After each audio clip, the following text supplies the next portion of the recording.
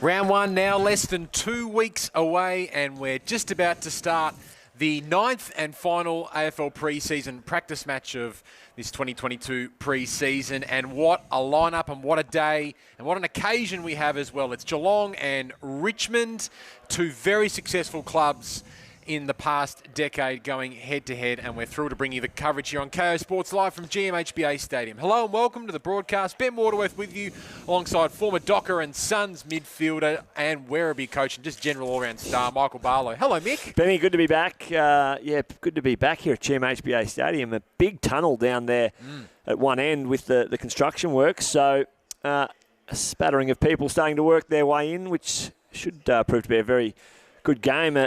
Both teams very capable. The rematch of the 2020 Grand Final. Yeah. So the fans that have made their way down, a lot of stars out there on show today. No doubt about that. And Geelong get their wish to play against Richmond at GMHBA Stadium as well. Let's have a look at some of the lineups. It's a big team list today. So there's 6 30-minute terms, no time on today. We're going to see mainly the AFL players across certainly the first 3 to 4 terms, and then VFL players and the young guys in the last 2 terms. From a Geelong perspective, there's no Mitch Duncan, Jack Henry, Brian Myers, Sam Menegola, John Segler or Gary Rowan.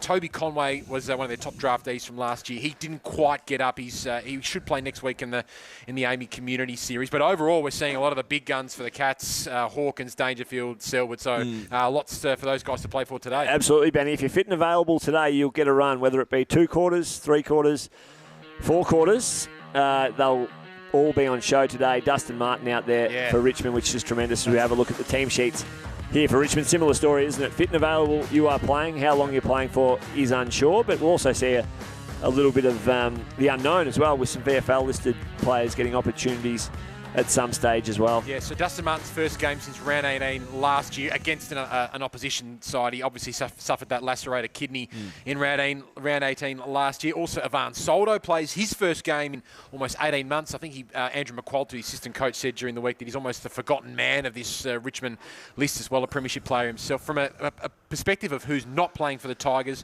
Trent Cotchin not out there. Kane Lambert still working back from a hip injury. Dan Riewoldt not playing. Jack Graham's got a hamstring that's hampered his pre-season. Matthew Parker injured his foot in an intra-club last week, and no Riley Collier-Dawkins either. But again, the Tigers at pretty full strength. They are, and I've really enjoyed across these trial periods that the clubs are pretty much wearing their training kits. Yes. What did I do the other day? Carlton and St Kilda, and they had just the pure blue on, the navy blue, and the Saints had the pure white on. No, there was no colour clash today, and we won't get one here today, as well as it's interesting to see Toby Nankervis, the newly elected captain for the Tigers, going to shake the warrior from the Cats in the hoops, Joel Selwood's hand, to flip the coin. So, they've done paper, scissors, rock down there, Benny.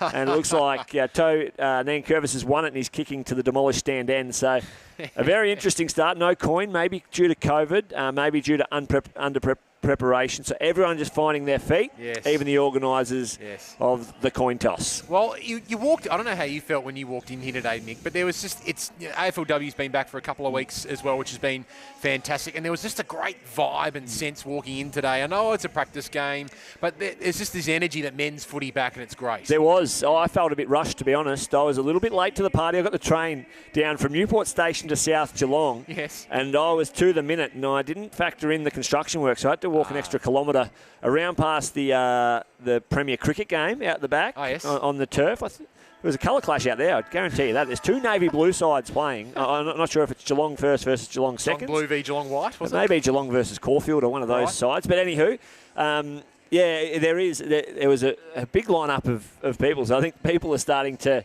think that they can just get here right on the knock and get straight in. But, as I said, everyone's starting to just work back into some sort of normality in Victoria. And I'd imagine it's a big day for the management team here at GMHBA Stadium to make sure that the fans are accommodated for. But very much looking forward to it. Tom Hawkins in the front half for the Cats as he makes his way down there. It's great to see in the black. It's Robbie Tarrant coming across from North Melbourne. So that matchup is one that will be interesting to watch, as clearly the Tigers went out and targeted Tarrant to bring him in Yep. to accommodate for the loss of David Ashbury, the retirement, somewhat a shocked retirement, wasn't it? It was. Here we go. It's Stanley and Nankervis. And Dustin Martin versus Patrick Dangerfield at the first centre bounce as well. As we get underway in this pre-season practice match, Ross with an early handball in there. Dustin Martin trying to pounce on the ball here. Stanley picks it up. The loose ball handball to Parfitt, who gets on the left and kicks up towards half forward. There's the number 18, Tyson Stengle. Our first look at him. He's got Jaden Short for company, but Stengle, who was initially drafted into the AFL as a rookie by the Tigers, went to the Crows,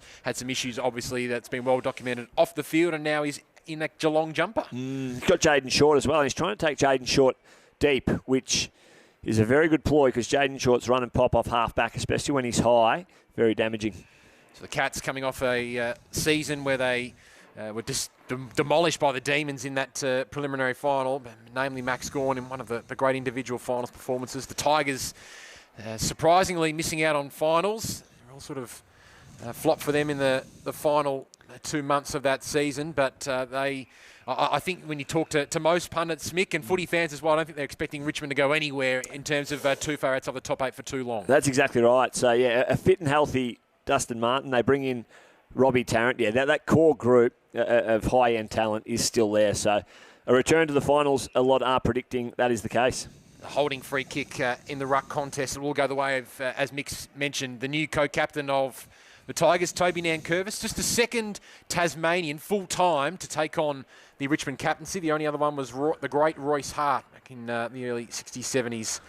As the Tigers, that was almost could have been a throw against Prestia, and it was. And the free kick's going to go to Zach Tuohy here, who lined up on the wing, so a little bit of a positional change to get him up the ground a little bit further with that booming kick. Yes, and with no Mitch Duncan obviously playing as well. Dustin Martin getting his hand on the ball to Prestia, who turned nicely and able to get the short kick off. And this is Jaden Short. He's worked his way up to the wing, hoping for some run from behind. He gets it from McIntosh, but Mick, we caught a lot of VFL games on KO last year where that blessed boundary line on that outer side got a fair work out, and I think we might... The skinny ground, yeah. The broadcast side as well is very well known for out-of-bounders for sides in the white shorts. Today, the Cats are in the white shorts, the home strip, but in particular, interstate sides come here and just whack it in the grandstand all day. Great run from Isaac Smith off half-back. Up towards half forward. Cameron met it first, brought it to ground. Close brought down. Great tackle coming from Arts on that occasion. Close still working in there, but there's a free kick going the way of the Cats, and Stengle will get a kick and a 50-metre penalty against Arts. So this will bring Stengle to within goal-kicking range. That it will, and the new rule that the umpires have brought in, that one wasn't there for that. That was just not handed back correctly by Nathan Broad in terms of handing it back to Stengle, but I've got my eyes on the umpires today to see how they go with the new rule in terms of aggressive behaviour towards them. Haven't seen too many paid across the early stages of these trial games, but keep an eye on it. Geelong's new small forward, Tyson Stengle, gets the first goal of the game. He, as we mentioned, rookie with Richmond, played a couple of games there, traded to Adelaide, played 14 games there, picked up as a delisted free agent last year. I think Eddie Betts' presence at the Cats has played a big part in him coming to the club, and he could be a really handy pickup, Mick, this year. Yeah, absolutely. Showed a huge amount of form. Woodville, West Torrens in the Sandful, and has scrapped and clawed his way back, and there's still some work to do, clearly, in terms of making sure his life is very stable and very routine, and the Cats are supplying that environment as we speak. Couldn't have asked for a better start in terms of just a gimme. He would have had to kick it in from 70 metres out. Instead, the 50-metre penalty took him essentially to point-blank range. Joel Selwood started on the bench, the skipper, so now he's inside that centre square bounce with Paddy Dangerfield. Dion Prestia's in there. Dustin Martin. Jack Ross also in there as well, a player who's been on the sort of in and out of this Richmond side for a couple of seasons as well, but highly regarded centre bounce midfielder as Dangerfield gets the clearance to Selwood. Linking up via hand and working well with Max Holmes, has had a terrific pre-season. His kick inside 50 wasn't terrific though, and it's chopped off. There is Robbie Tarrant with his first intercept mark. To Ross, and now to Prestia. He's had a couple of injury-interrupted seasons. Gutsy kick towards the middle, and it comes off to Edwards. And now McIntosh presenting on the wing. Keeps it low to Bolton. We've got a clean bounce and a clean gather as well, and a terrific kick to Riewoldt for Richmond's first inside 50. And that's coast to coast. Started with Robbie Tarrant right at the full-back line, and all they did was turned around and just saw an option and hit the option. So high-end skill execution there by the Tigers. The one scrubbed kick, essentially, from Shane Edwards found its mark, and they were very clean and composed. So just the importance of doing the basics well. Riewoldt passes it off, and Bolton read it best. Atkins was trying to get back into the hole to intercept, but again, Riewoldt with a well-executed pass, and Bolton can have a kick for goal. Yeah, I'm not sure the Geelong defensive coach or backs coach would be super impressed with that in terms of the loose checking. Initially, with the ability for Bolton just to come up at the ball unencumbered, but then Atkins just missed his positioning there by 2 or 3 metres, and Shea Bolton gets the mark. Re-signed with the Tigers in recent times, such an important part of this Richmond team going forward. He missed on that occasion into the construction zone there, and I reckon the Helmets will have a fair workout today with balls going behind the goals as the Cats move the ball to half-back, and Dangerfield presents. Superstar turned lifesaver last week, yes. Paddy Dangerfield. He said he didn't really want to make a big deal of it, but I think he did, to be honest. Higgins inside 50. Hawkins has got to beat 2. He brought it to ground, but the umpire said there was a free kick for chopping the arm, so Broad will receive the free kick. Got clobbered, Nathan Broad. One of those players that's come in as a mature age draftee. He turned himself into a 3-time premiership player and a mainstay in this Richmond lineup. Yeah, missed the last 8 games of last year due to injury, but he's recovered well and all set for 2022. Lynch is at the back here. Fly from the side from Stewart. Couldn't quite hold on to it. Atkins at ground level to Dangerfield. It took on Ross, and Ross took on him, but Dangerfield was good enough to get it to Higgins, and he finds Hawkins. And Hawkins marks in a tough spot for most players. Hawkins normally very good in that situation nonetheless, but he's found a pass on the inside, and Jeremy Cameron on the right side for a left footer. Yeah, he'll go back and pop this one through. He'll love this situation. You'd like him here compared to 25 metres out directly in front. No, you wouldn't. He curled it nicely, but just started out to the left too much. He's coming off a 39-goal 2021 campaign, played the 15 games as well. But that synergy with Hawkins finding Cameron there would have been very exciting for Cats fans. And Richmond had paired off and found their direct opponents really well. So the ability of Jeremy Cameron just one-on-one there shows the nous of him. If he can get the one-on-one matchup, his agility and his nous just hit back up at the ball and became the obvious option. Flosstone's kick, hoping for a Riewoldt, but Tom Stewart thumping it over the boundary line and out of bounds. Tommy Stewart played the 20 games last year, but obviously the back end of his campaign was ruined by injury somewhat. 3-time All-Australian. What a wonderful mature age pickup he has been for the Cats. So we bring the ball back into play here with just a reminder we're 30-minute flat quarters today, so the clock will continue during boundary throw-ins and after goals. McIntosh trying to explode away from the stoppage. Edwards clean at ground level to Prestia. Into the arc, over the head of Castagna and into the lap of Stewart. Just reads it so well, Tom Stewart. You're just waiting for him to not have a tremendous year. Every year he plays, he has a tremendous year, and he's just got a knack of playing like a forward behind the ball and intercepting like he just did there. Terrific kick to Higgins, which has really opened up the ground, and Close, who was one of Geelong's most improved players last season, presents to Smith, who will look for an option inside 50. He pulled the trigger to Hawkins, and he takes the slips catch just below the turf, just above the turf, rather. You'll like a look at it from here. The unconventional kicking fade he has, doesn't he, Tom Hawkins? So we'll get a really good look at it from here from the broadcast position. So often the right footer will take it right to left. Tommy Hawkins will just work it back to the right. I say that, but let's wait and see if that actually rings true. Or does he just go straight through the big ones? 62 goals last year for Tom Hawkins. He just shanked it. Shanks it, and lucky to score in the end. But when you think about superstars of the game, he's got 46 goals at least in his past 10 consecutive seasons. In the modern day footy era, it is incredible that a tall forward has been able to produce consistency like that. Yeah, and he's a lot of these Geelong players haven't just hung in into their 30s. They've excelled, and Tom Hawkins is just the example of that.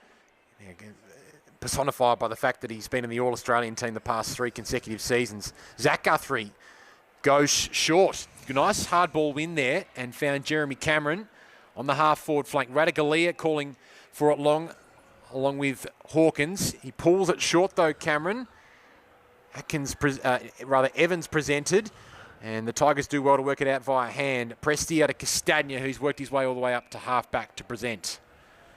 So most of the crowd today is on the broadcast side of the ground as the Tigers go up towards the wing. Stanley in front, Spore from behind from Nankervis. Presti are very busy early. There's Soldo to Dustin Martin to Riewoldt. Nothing ahead.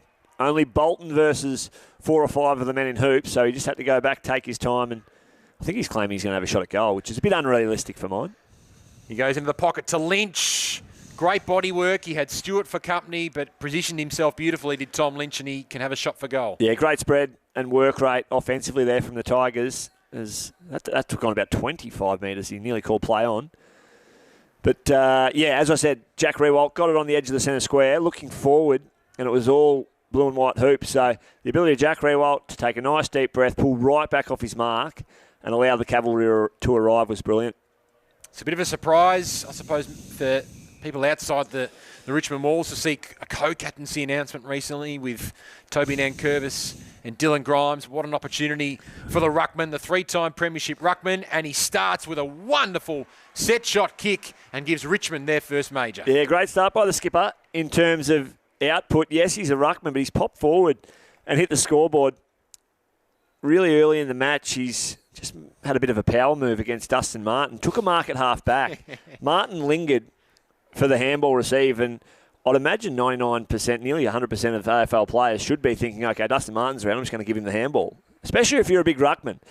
But the big Nank said, no, I'll pull back off my mark and spear one. So loves his ability by foot, and he executed nicely there. So unselfish Tom Lynch. Nankervis finishes the good work, and 1 point in it.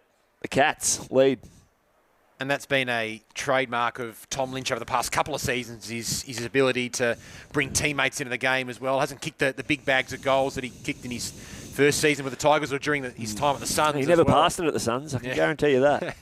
His Selwood, speaking of experience, Mick, has Tuohy, who assesses and goes long inside 50. Hawkins wanted a free kick. It won't quite get to him. It does in the end. Got a horrible bounce. Ralph Smith picks up the loose ball. Goes towards a one-on-one contest here. Arts arrives to lend support. Back to Ralph Smith. Hurried right foot kick towards true centre half back. Great fist there from Stanley. Dustin Martin running onto the ball. Holmes attacked it with great ferocity, but unfortunately couldn't quite find a teammate. And the Tigers have numbers running forward to the ball here. Baker to Martin, who checks the kick, but it's not a great one, and straight down the throat of Blitzarves. Yeah, they like to get behind the ball, don't they, the Cats, and set up a +1 or +2, and it paid off there. A little bit of rust there from the great one, Dustin Martin. To Tuohy, who goes deep inside 50. Stengle went over his head. Parfitt working in the pocket here with Broad. Wanted a free kick, none forthcoming. Stengle runs out of real estate. They've been looking sort of for that small forward to arrive, and hopefully Stengle can provide that. It's a great point. I think that was their deficiency the longer the season went last year. Dalhouse is a warrior, was limited in the final series in terms of scoreboard impact and I suppose overall impact on the game. Sean Higgins, similarly, ended up being the sub throughout the finals campaign. So Stengle's the one they've got their eyes on. Tarrant was interfered with as he went up for that intercept mark. So the Richmond recruit, who was part of the Callum Coleman-Jones trade, that saw Coleman-Jones go to the Kangaroos. I mean, Tigers fans getting their first look at him working alongside Jaden Short and this man, Nick Flostone. Another terrific player for the Tigers. Just the 12 games, though, last season. Castagna. So a slow build-up here for the Tigers as they work their way around that outer wing. Cats within a 1-point early lead here. Great to have you with us on KO Sports for the AFL pre-season practice match. A heap of players hit the deck. And in the end, may have been Sam de Koning who gave away the free kick to Lynch. Yeah, Tommy got pushed right out the front of that one. I think it was just a little bit clumsy by de Koning. And they can use the outnumber around the ball here, which they do. McIntosh again presenting on that outer side. Good run from Short. It's a thumping kick. It'd be a chance from here. This would have to go 55, but again, purposeful build-up. This is the hard running of McIntosh, who is such a wonderful aerobic beast. Skills are supreme for this time of year by these two teams, especially early in games. The ball can spill around a bit. Players can fumble the ball and not be prepared to hit their kicks. But two top-end teams really utilising the ball very well. Dual premiership player, Camden McIntosh, tight angle to work with, and just squeezes it through for a minor score. 1-2-8 apiece. Yes, it's been interesting. We've seen Essendon and the Bulldogs on Wednesday was a very slick, skilled game. Great performance from both teams. There's been a couple other games which probably haven't quite been up to that same standard, but good early signs in this one. Yeah, absolutely. I think the scoring's been an issue in those closer games across the trial periods. Yep. There's been a couple of blowouts, but early this one, yeah, they've had their opportunities, 1-2-8 apiece, but you'd hope a nice high-scoring close affair here for the neutral observer like you and I, Ben. Yes. Guthrie up towards half-forward. Cameron caught against two there. Fish came from Miller down to Ralph Smith. Set Soldo a task below his knees. Cats have numbers around the ball here. Comes back to Miller. Baker went behind over his head and it did it well. Dow to Martin. And Nankervis dropped the mark, but he's got Edwards just in front of him. Almost could have allowed Edwards to pick up the ball. Edwards gets it nonetheless. Slick hands to Baker. Handballs over the top to Castagna. The reasonably open Richmond forward line. And Castagna, great patience and skill there. It wasn't quite the 15 metres or may have hit the deck. Nonetheless, Castagna gets it back. Kicks short. Shocking bounce for Riewoldt. Tries the trademark little 1%er through the legs. Didn't quite come off. Close supplies to Shepherd. Allows Stewart to pick up and handball back to Close, and the Cats are out of danger momentarily. And Hawkins bounced off his chest and out of bounds. Didn't have the desired result, did it, in terms of a goal to Richmond? That was Richmond of their 3 premierships in 4 years. Just keep the ball moving forward. A lot of over-the-head handballs and show up to support your mate, which they did. Jack Riewoldt tried to knock it on, and it was only a shin of a defender for the Cats that stopped it getting through to a walking goal for the Tigers. Flostone pumps it deep into the arc. Nankervis is there. Stewart flying over the top athletically. Another strong fist over the line from the star All-Australian defender. So, not a lot of breeze out there at the moment, but you sense in the middle of June, July, Mick, when that grandstand's still a little bit open, it might cause havoc for visiting teams. As Atkins receives out of the stoppage to Higgins. Just missed the handball there. Parford one-on-one with Lynch. Lynch did well at ground level. Paddling it back. Bews off the ground. Great pick-up from Dangerfield to Parford. They go long. Stengle's trying to try and beat Noah Bolter. Did well to force a contest. And then Bolter follows up with a crunching tackle. The umpire has a good look and then happy to see it over the line into neutral territory. Big time, wasn't it? Bolter comes in and lays a huge tackle on Luke Dalhouse. I don't think they would be boxing in the same weight division, but no. Dalhouse down head into the turf. Pristine turf here at GMHBA Stadium, and the fans were involved there. Very much so. Yeah, great little scattering of fans here on this broadcast side. It's the kick short from Dow. Intercepted here by DeConing. Cam Guthrie stripped of it. Caught holding the ball. Great tackle from Prestia, who's impressed early. And there's plenty of players on inside 50. Prestia has Lynch leading, his former son's teammate. He's got the chopper. Lynch was interfered with illegally and can have a set shot. Yeah, that's where they would really rate themselves one-on-one. Teams just find it really hard to isolate Tom Stewart, as they did on this occasion. Kolajasny came across and may have been the offender, but yeah, Tom Stewart one-on-one with Tom Lynch. You'd really like the number 19 of the black and gold getting a good run and jump at it and winning most of those contests. 4th season with the Tigers after we joined by the Gold Coast Suns, and that is a terrific textbook set shot finish from Tom Lynch, and he puts the Tigers in front. Yeah, it's the big guns, isn't it, across the first patch of this game that have showed up and flexed their muscles. Looking forward to watching some of the lesser-knowns establish themselves on the game the longer the game goes. Miller across half-back. Again, opportunity in terms of the big man stocks for Richmond. As mentioned, Asprey retiring, no Grimes for the short term. Ralph Smith gets an opportunity. He's another player that's had a bit of opportunity last year, not a huge amount. And Jackson Ross getting a lot of time through the middle of this star-studded Richmond lineup, as well as Thompson Dow, who is into, I think, his 3rd season of AFL football, and so often that is go time in a young man's career.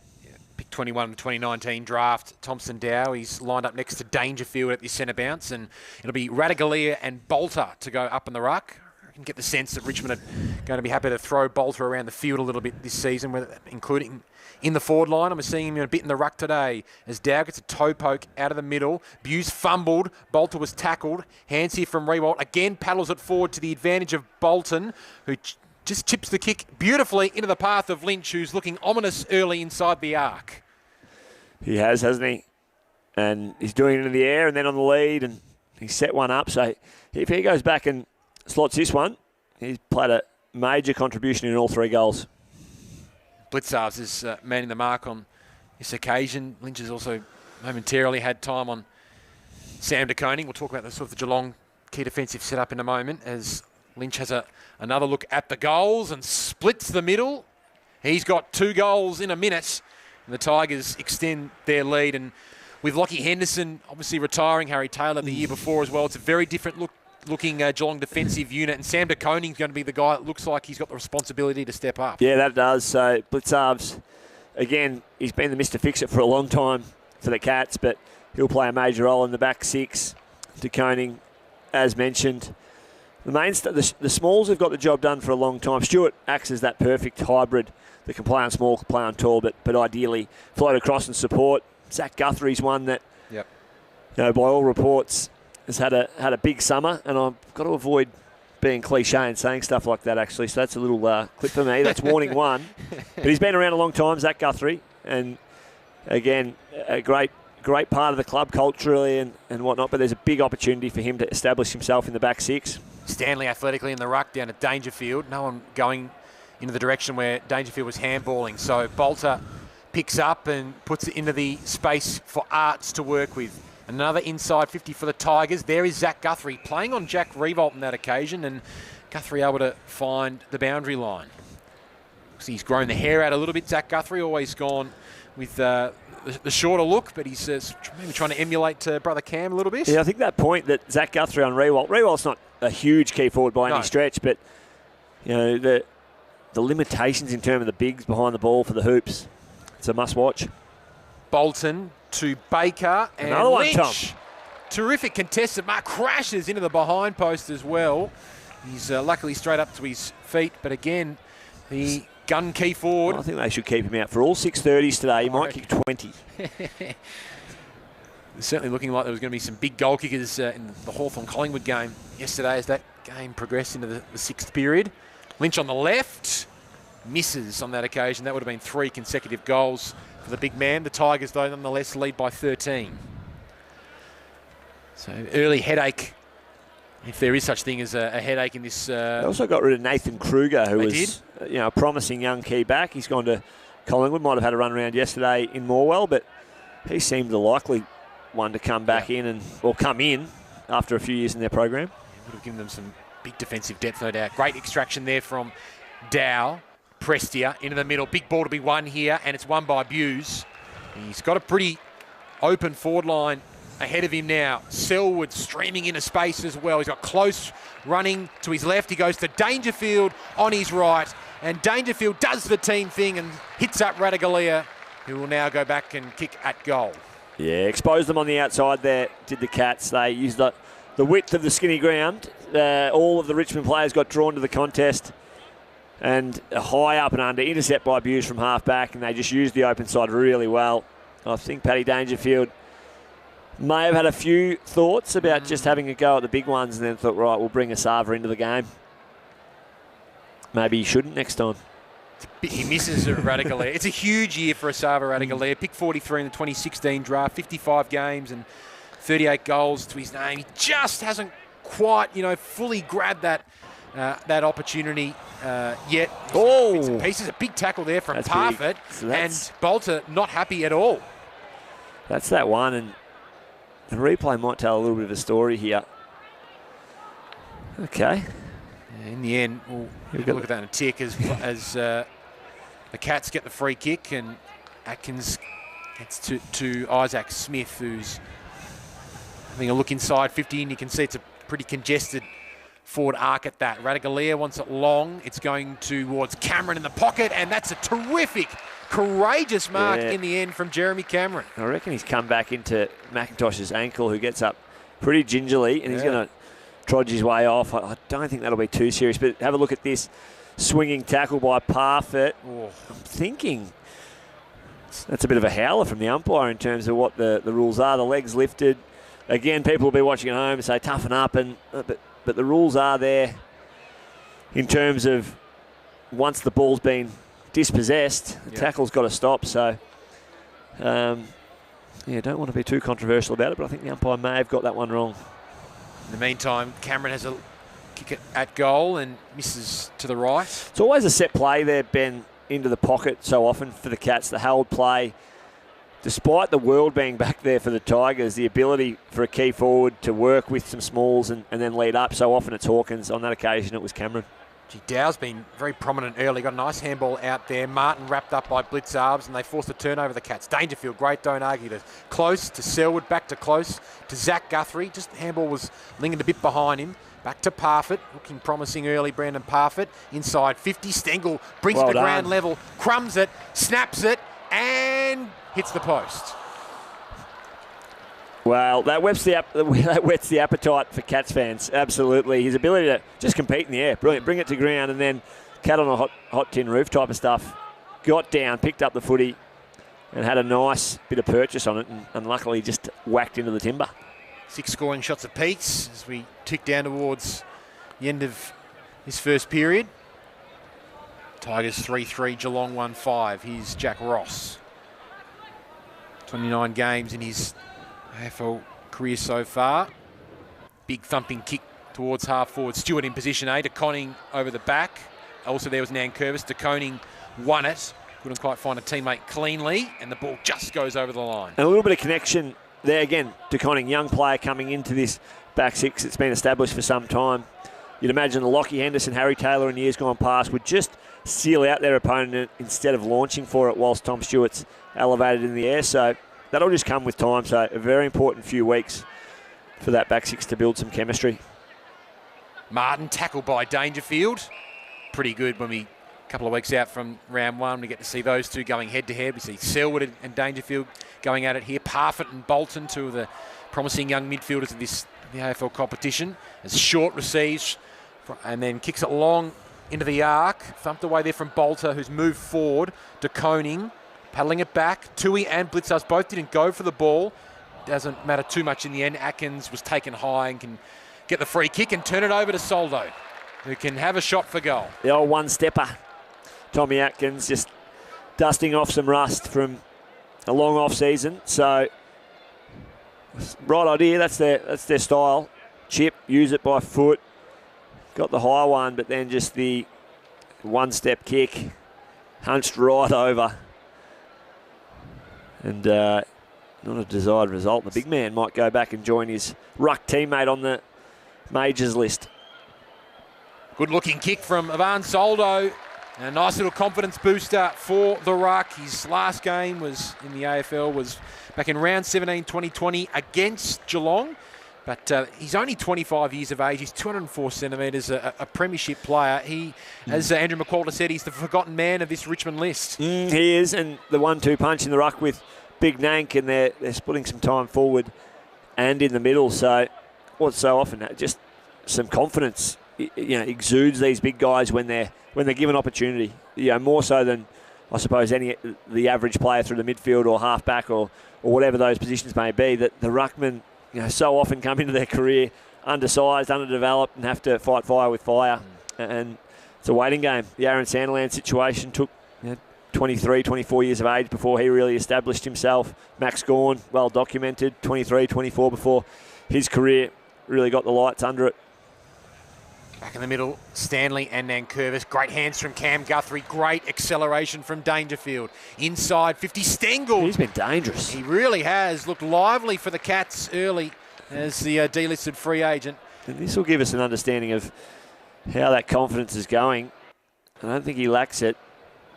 He's got Hawkins leading short, and he finds him. Set play, Benny. So whenever a Geelong player is outside their range, they'll try and open up that pocket space, the awareness that so often the congestion is through the middle. So they'll just work in tandem to try and access the footy. Yes, it's in the pocket, but it's a little bit closer. And on the right side for a right footer, and in the hands of a man who does this snap situation better than most players in the competition.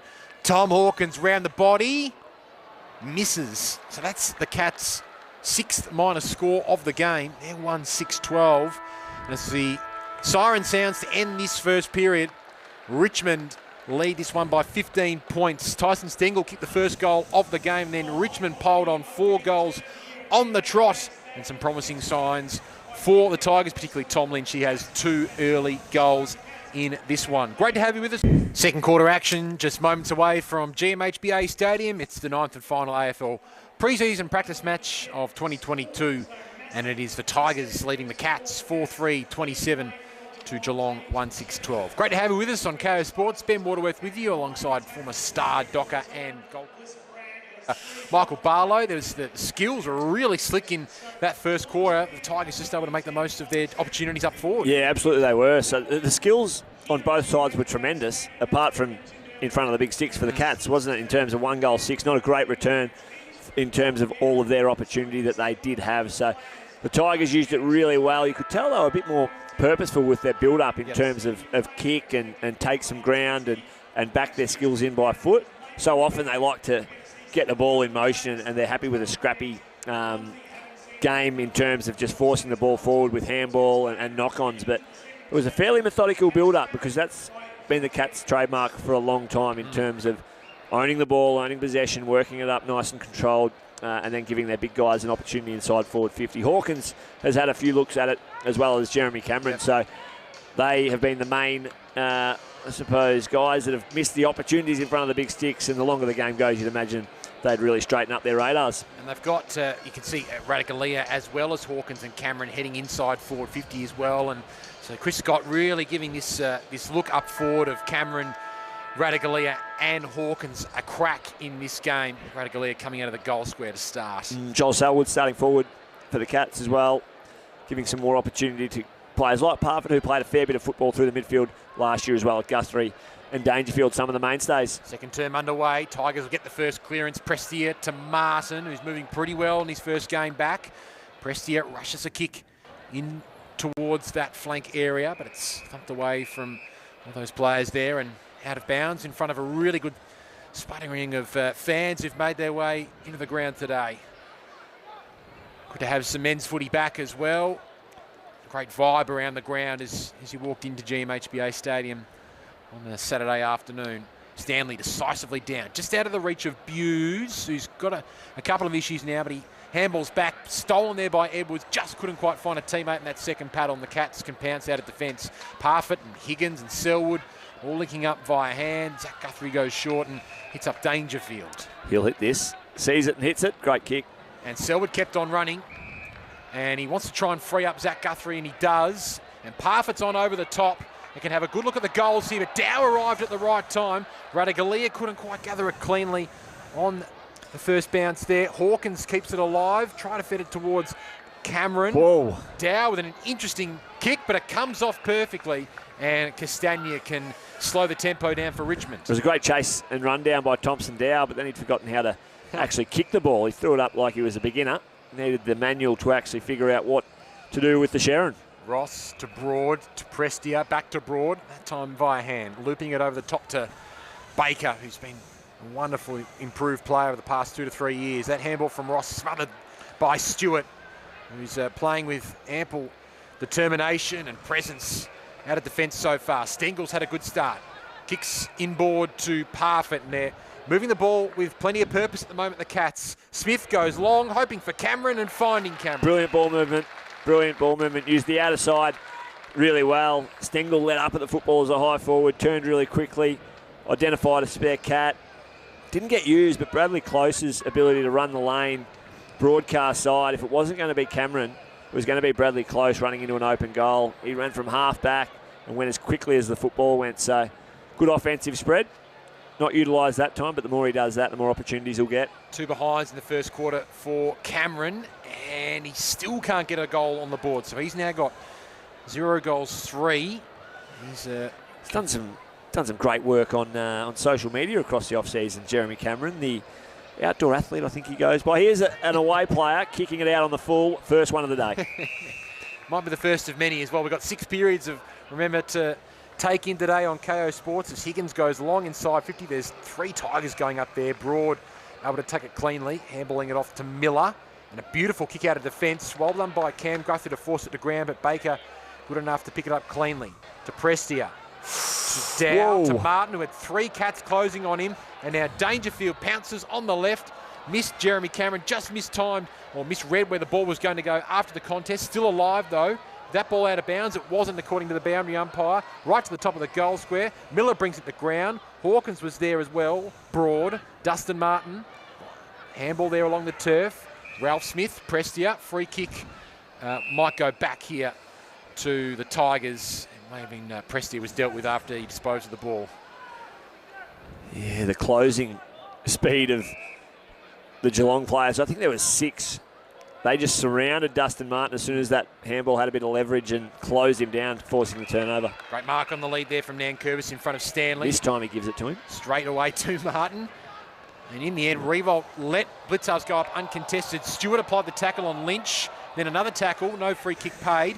Bews feigned the kick and then handballed it straight into Riewoldt as the ball trickles over the white paint. I think it might have been a little bit of an evener-upner there by Tom Lynch. Got swung 360, missed his foot, and then also dispossessed was a Cat straight after that bit of play, and the umpire thought, I missed the first one, so I might miss the second one as well.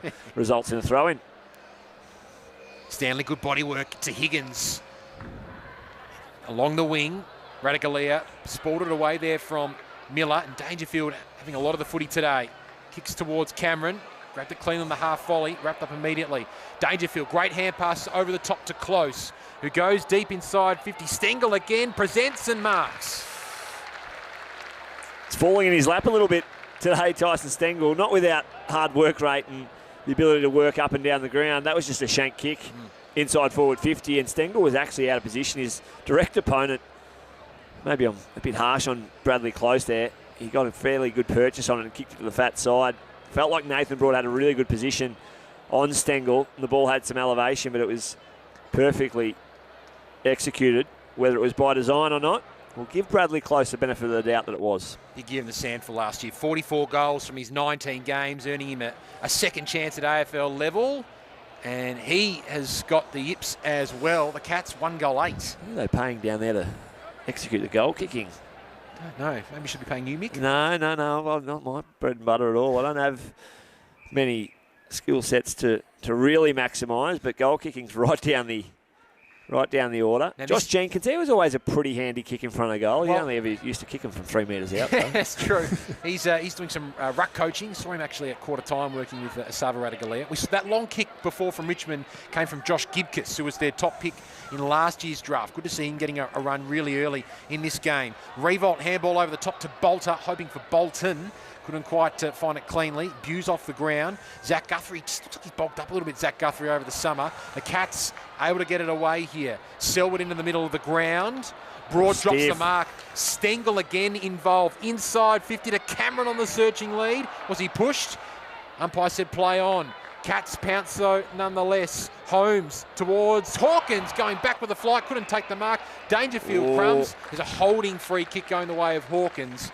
And he can now have a set shot for goal, but he's already got 2 behinds to his name. Yeah, no comment I'm going to make here to make it any easier for the Cats fans watching on, but he's missed a few from harder angles, and he hasn't hit them at all well. So even if he was directly in front for a few of his last shots at goal, he would have missed the way he's striking them at the moment. But maybe he just needed a few strikes to warm himself up, the boy from Finley. They love him in that part of town. Well, he's normally a very good kick at goal. 62 goals, 37 in his 2021 campaign. And he's kept that low and kept it straight. So Hawkins gets his first, breaks a 4-goal run from the Tigers. And the Cats' full forward reduces the margin to 7. They could nearly punch that into his contract, I'd imagine. A player like Tom Hawkins, who's been around a while, knows how to kick goals.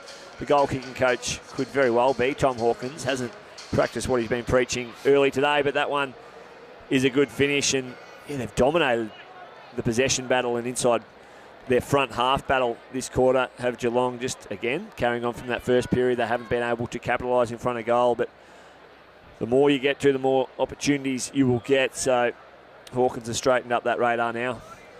So this is the second of 6 terms that we're having today at GMHBA Stadium. There'll be a 15-minute break after the second term, and then a 10-minute break after the fourth term, and we'll see a few more sort of VFL listed players and recent draftees from both clubs having a run, particularly in the 5th and 6th terms today. Martin fumbled, allowed Higgins to pounce. Handballs to Close, who's starting to get busy.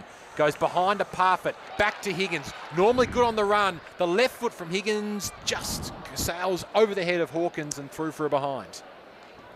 Fair bit of speculation around Shaun Higgins late last year in terms of what the future of his career looked like with the year to run. Luke Dalhouse similar, so they're guys that you'd very well imagine in terms of best 22, where do they sit, and there'd be no guarantees on their position, so a very important couple of weeks for guys like Shaun Higgins and Luke Dalhouse. Particularly because there's a lot of recent draftees at Geelong that have been stuck in the VFL for a couple of years now, and they'll be wanting to try and force their way into that best 22. It's a good conundrum for Geelong's match committee to have this season.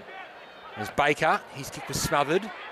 Stanley able to pick it up and get it to Holmes, to Cameron, who just marks inside the field of play. That was nearly an NFL wide receiver. Yes. Reception, he kept the feet down, channeling his Odell Beckham. Cameron hoping for Radaglia or Hawkins. Stengle there as well. Oh. Stengle, right place, right time, right through the middle. And he's having a really promising first outing in the hoops. Isn't he what? And I'll tell you who would love that. It was legitimately like watching an Eddie Betts situation. He stayed down and he foxed it. Didn't need to fly. Stayed down knowing he was no chance in the air and got his mitts on the ball just before it was rushed through. So the replay will tell a bit of a story. There's the Odell Beckham wide reception. Nice work by Cameron. Puts it into the hot spot. A couple of Tigers spoil each other. Stengle stays down.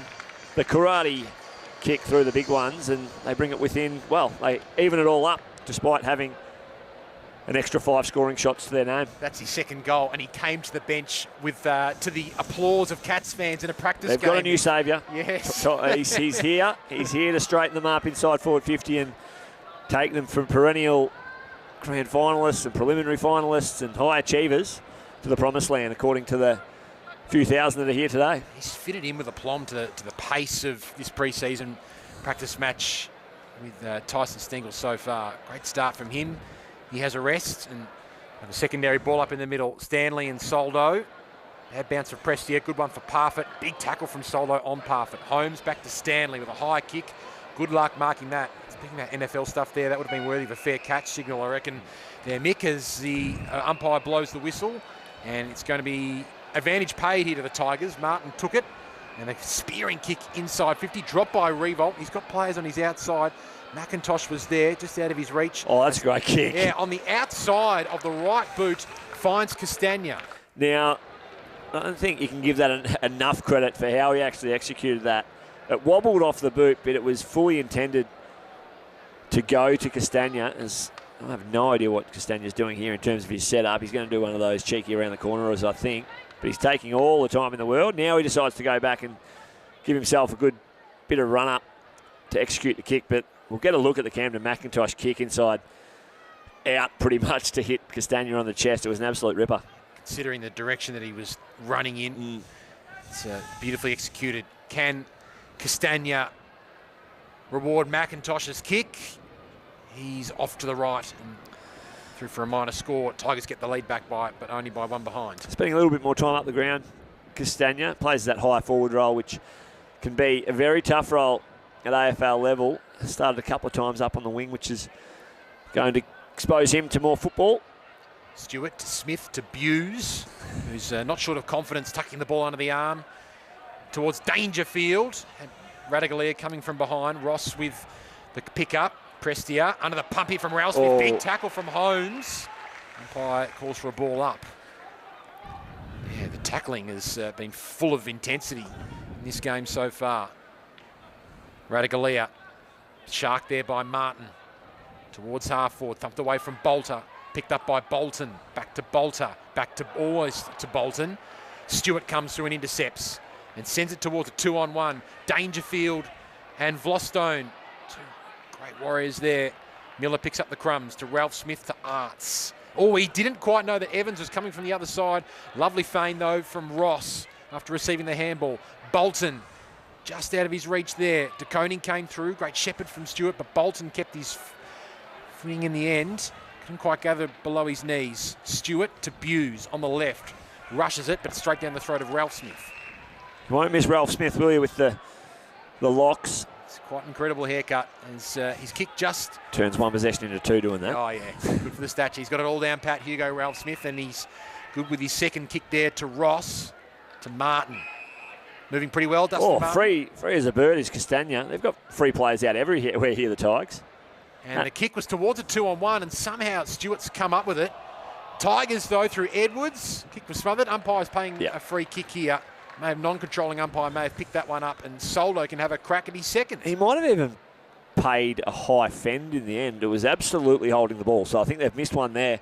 But the umpire, one of the best in the business, Brett Roseberry, off to the middle of the ground, has paid a high fend, which don't know if it was there, but he threw it out anyway. So just deserts to Soldo, who might go back and put his second major on the board. Very little angle to work with. And the ruck keeps it low and straight. He's got two. The Tigers extend their lead back out to 7 points. Lynch and Soldo have 2 goals apiece for the Tigers, and Stengle, the multiple goal kicker for the Cats, with 2.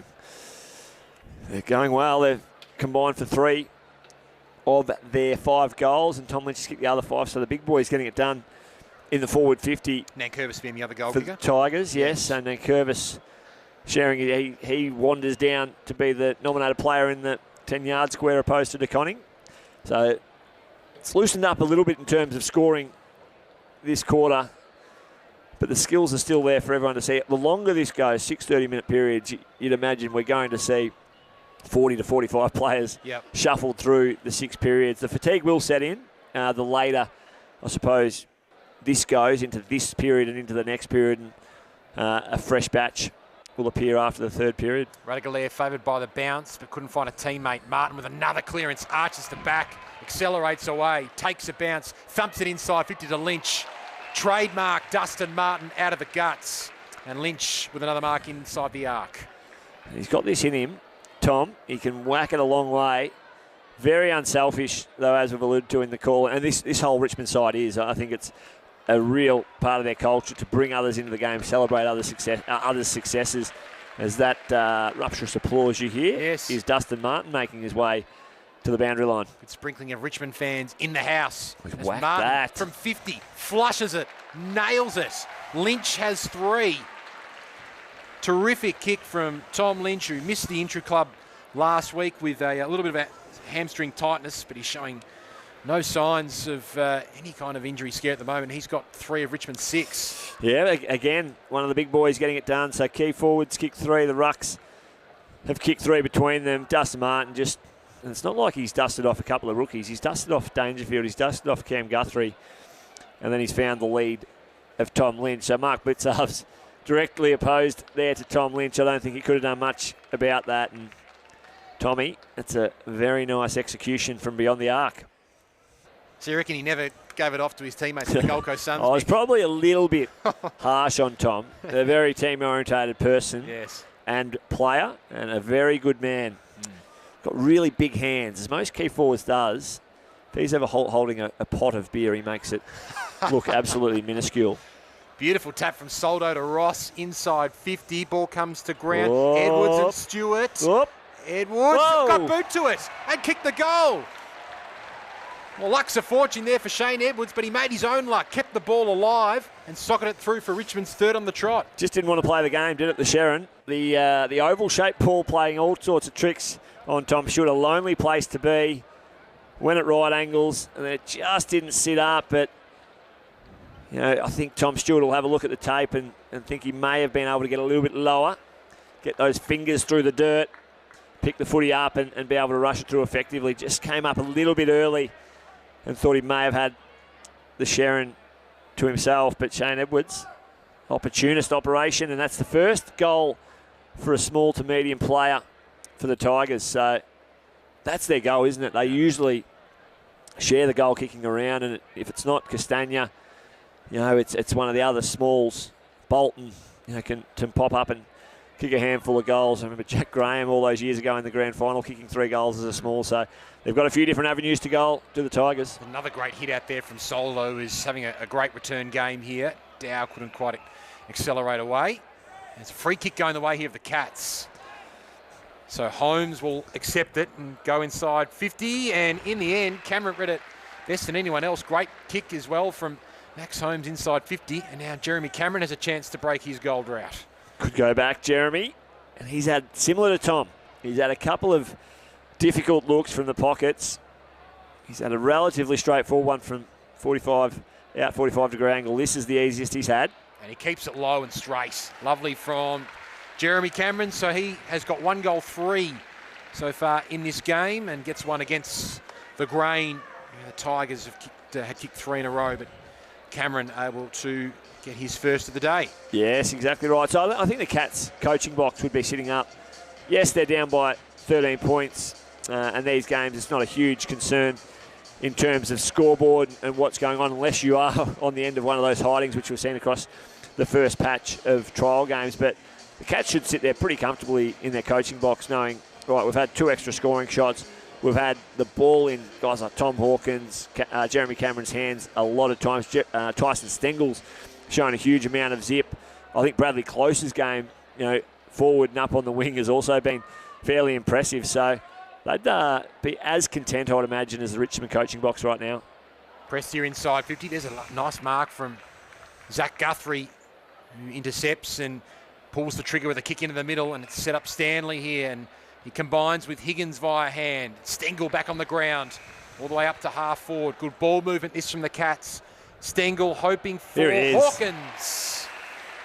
Yes, they're starting to really narrow the one-on-ones and separate really well as a forward group. The Cats not allowing that drop-off for the Tigers to get back and supply the cutout. So one-on-one, Robbie Tarrant, who's as big and strong as anyone, didn't stand a chance against Tommy Hawkins, who snaps and curls it through for another. So 2 in a row to the Cats coming through their big forwards. Hawkins has 2 goals for the game, and we saw Stengle being dangerous close to goal, but we've seen him present up high and half forward. It just looks like he's thriving and really clicking early stages. You know what it looks like? He looks like a player that's come in and with no pollution in his head around having been in a system, or having not been in an AFL system for a few years, and having seen the other side of it, through state league programs there at Woodville West Torrens, and being the main man. So often these young players with high-end talent come into programs and try to navigate their way through, and a bit overwhelmed by the situation. But go back, semi-professional environment, understand what a balance looks like outside of being a professional athlete, and come in with that confidence that, yes, I can do it at that level, and I'm the man now, and give me the keys. Entertaining clash on KO Sports on a Saturday afternoon between 2 powerhouse clubs of the AFL for many years. Tigers trying to clear it here through Martin, who's back on the ground, goes back to short. Clever little left foot over the top to Ralph Smith, who's got McIntosh in the wing, but Ralph Smith looks straighter than that and longer than that towards Edwards, who raises up and takes a strong mark overhead. 281 AFL games for Shane Edwards, with a good run of form this year. He'll reach the 300-game mark. What a player and champion he's been of this footy club. Short to Baker, who's too far out to score.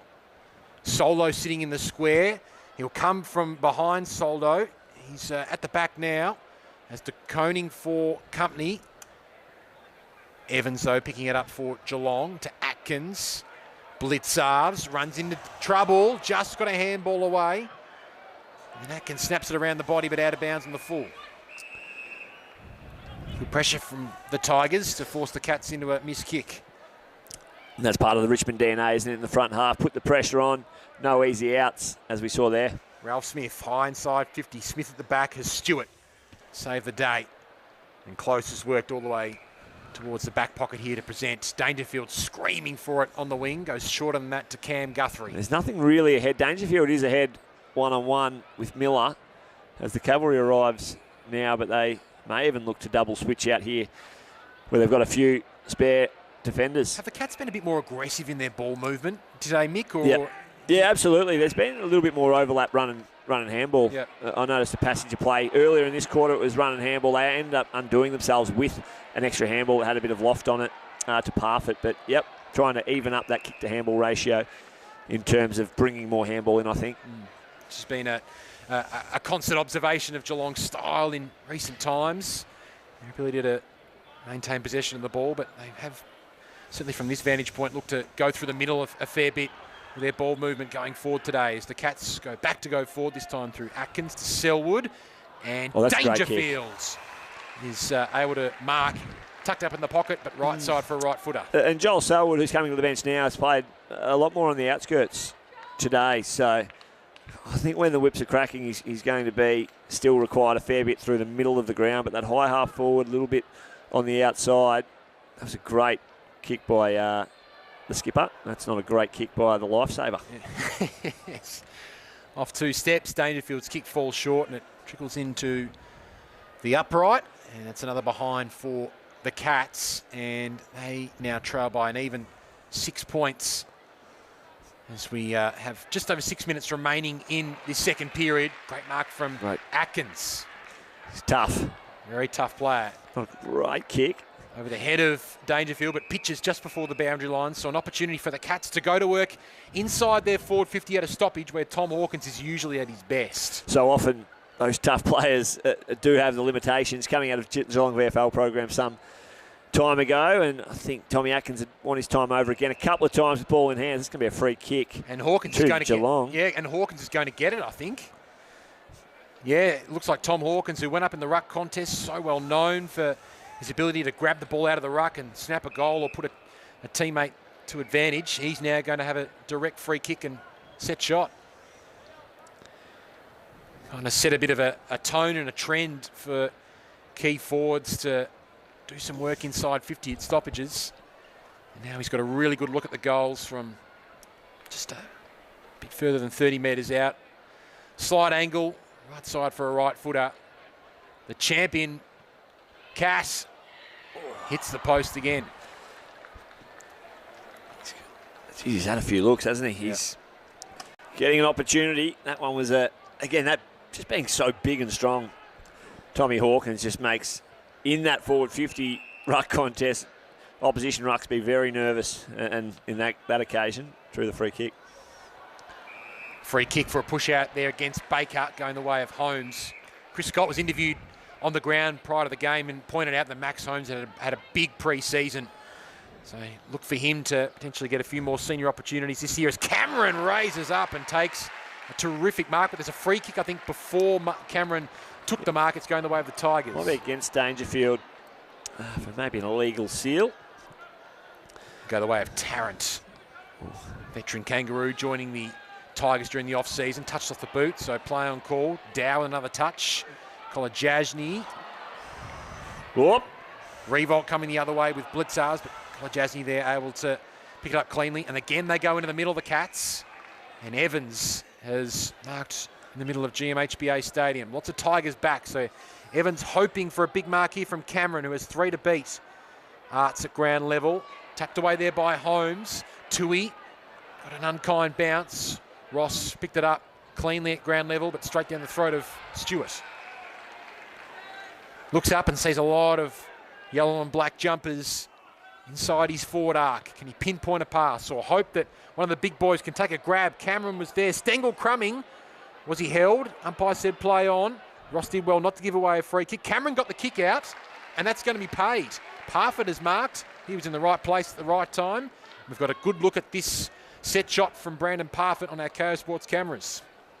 Very good look at this one. Brandon Parfitt, the player that's brought some youth in terms of spark around the ball. For so long it's been Guthrie, it's been Dangerfield, it's been Selwood through the middle of the ground for the Cats. This is the man that has provided that extra pair of hands. And a good look, but not a Good kick, unfortunately, from Brandon Parfitt. And that is 5 goals, 12 for the Cats. 17 scoring shots to 11 in this game. There's just a small cohort of Richmond players doing some run-throughs down on the boundary. Josh Caddy, Marlion Pickett. Yep. Young Brown, who was drafted out of the Murray Bushrangers from Marupna. Yep. So let's hope he's not thinking he's playing for Marupna today, because they are the Cats. So his first game for the Tigers, he just better make sure that he's kicking it to the right team. Of course, his dad, Paul, played 80-odd games for Geelong as well, falling just short of father-son eligibility, Tom Brown. But the Cats get back numbers here. Yeah, they get the numbers back, and the longer this game's gone, they've been able to manipulate and get back the +1 behind the ball and put a little bit more pressure on the Tigers' ball movement through the middle of the ground to ensure that high-hurried kick is just landing in the lap of the hoops. Well done from Holmes to Parfitt. Those two have combined well today. Parfitt chips it over the top. Blitzars has drifted forward and he's marked just inside 50. Not sure if he's got the distance, but good hard running from Mark Blitzars. They do work again for the key forward. The kick just wasn't well executed. There's Gibcus taking the intercept mark. Josh Gibcus out of the GWV Rebels. He's all skin and bone, isn't he? Gibcus. He was talking to recruiters last year, covering the draft a little bit. They were just blown away by his ridiculous vertical leap. Hopefully we get to see that on display today. In the meantime, the Cats win the ball back. Kolajasny to Atkins. Checks the kick over the top. Dangerfield was there. Tarrant went sort of half for the mark, half for the spoil. Allows Smith to get it to Dangerfield, and Cameron couldn't quite take it just above the ground. Gibcus there to provide support. Soldo retreats to Miller, who's had a lot of game time early in this one, and he just finds Flostone. Marks on the edge of 50. I think it was play on, or he stepped off his line, but they've made good of their situation. McIntosh to Martin, the Tigers champion. Back playing some competitive footy, trying to get the 1-2 there with Bolter. Can't get the don't argue going there on Blitzarves. Great tackle from the fullback. And now Hawkins goes to Lining true up here. centre-half forward. Parfitt is there. Stengle is deep. Parfitt instead goes shorter and totally misses Higgins. Almost a bit of a miscommunication between Geelong forward of centre there.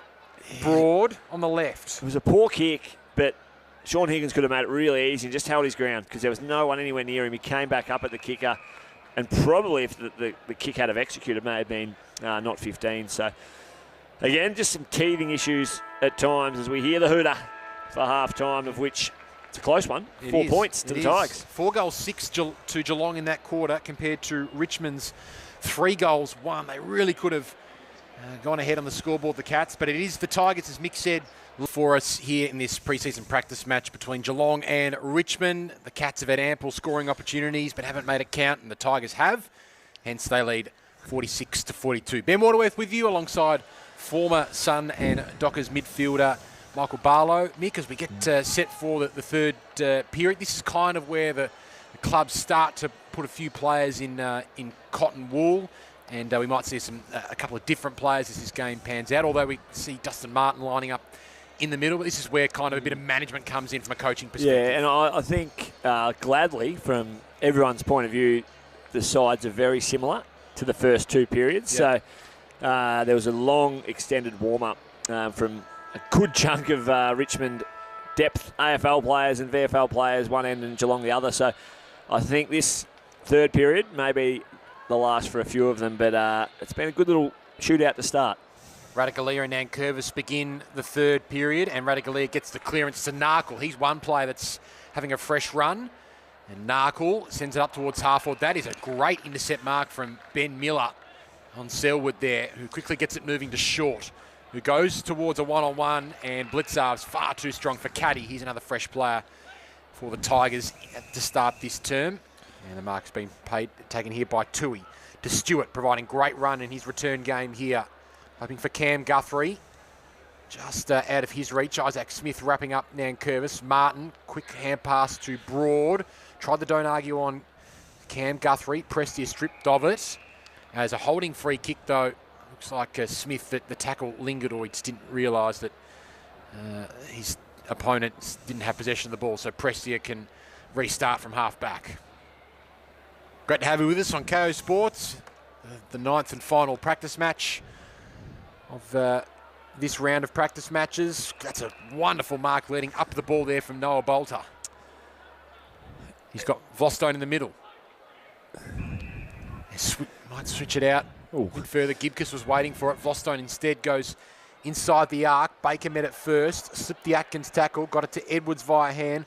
Riewoldt fends off with authority close. Then dropped the footy. Handballed over his head.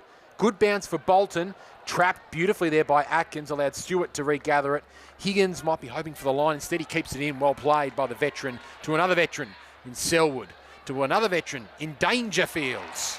It's a good one-on-one, isn't he, in front of Miller on that occasion. So I think for this third period, we'll see a lot of position changes as we're seeing Dangerfield ahead of the football. To Radaglia going back. That is outstanding from Dangerfield. Radaglia would have expected him to take that one. He kicks towards Cameron's territory, but Arts read it first, and he has pressed here on short. And even though they've had the 15-minute rest, it is the hardest time to come back out and play at this level.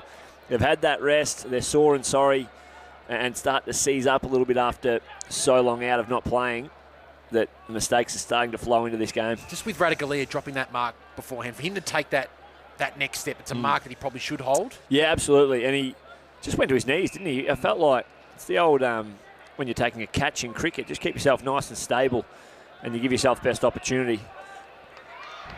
Miller just got the kick away in the end. It was a wobbler off the boot. It was a tough one to mark. Stewart did well to at least trap it. Got it to Blitzars, back to Stewart, and then Selwood presents again at half back.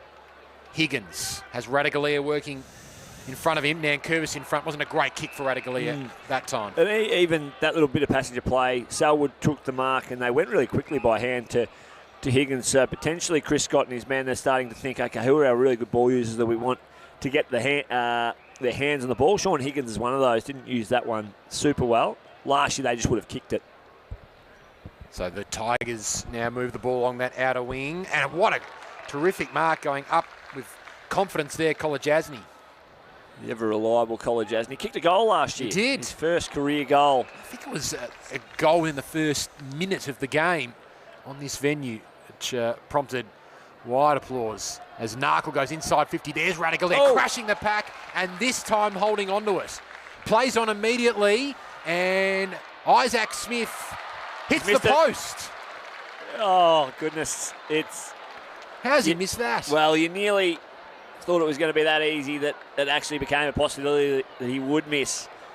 Isaac Smith, I'll tell you what, he went the scrubber. Yes. So he tried to kick it off the belly, could have just straightened himself up. A nice little Plays on punch drop punt at the goal umpire, because the goal umpire standing in the middle of the sticks would have been the result. The Tigers, in the meantime, work the ball on the wing. Great tap from Caddy. Then to Bolton. That's an even better tap to Riewoldt, who centres the ball. They're running in waves here, the Tigers. 3-on-1. Edwards has Bolton short. He goes even over the top to Baker, who snaps the goal. Beautiful Richmond footy in transition, and Baker is rewarded with the major. Yes, the 2-goal swing. They'll miss at one end and the goal at the other. And the Cats were caught out really quickly. They got really high as a defensive unit, and the ball just snuck through.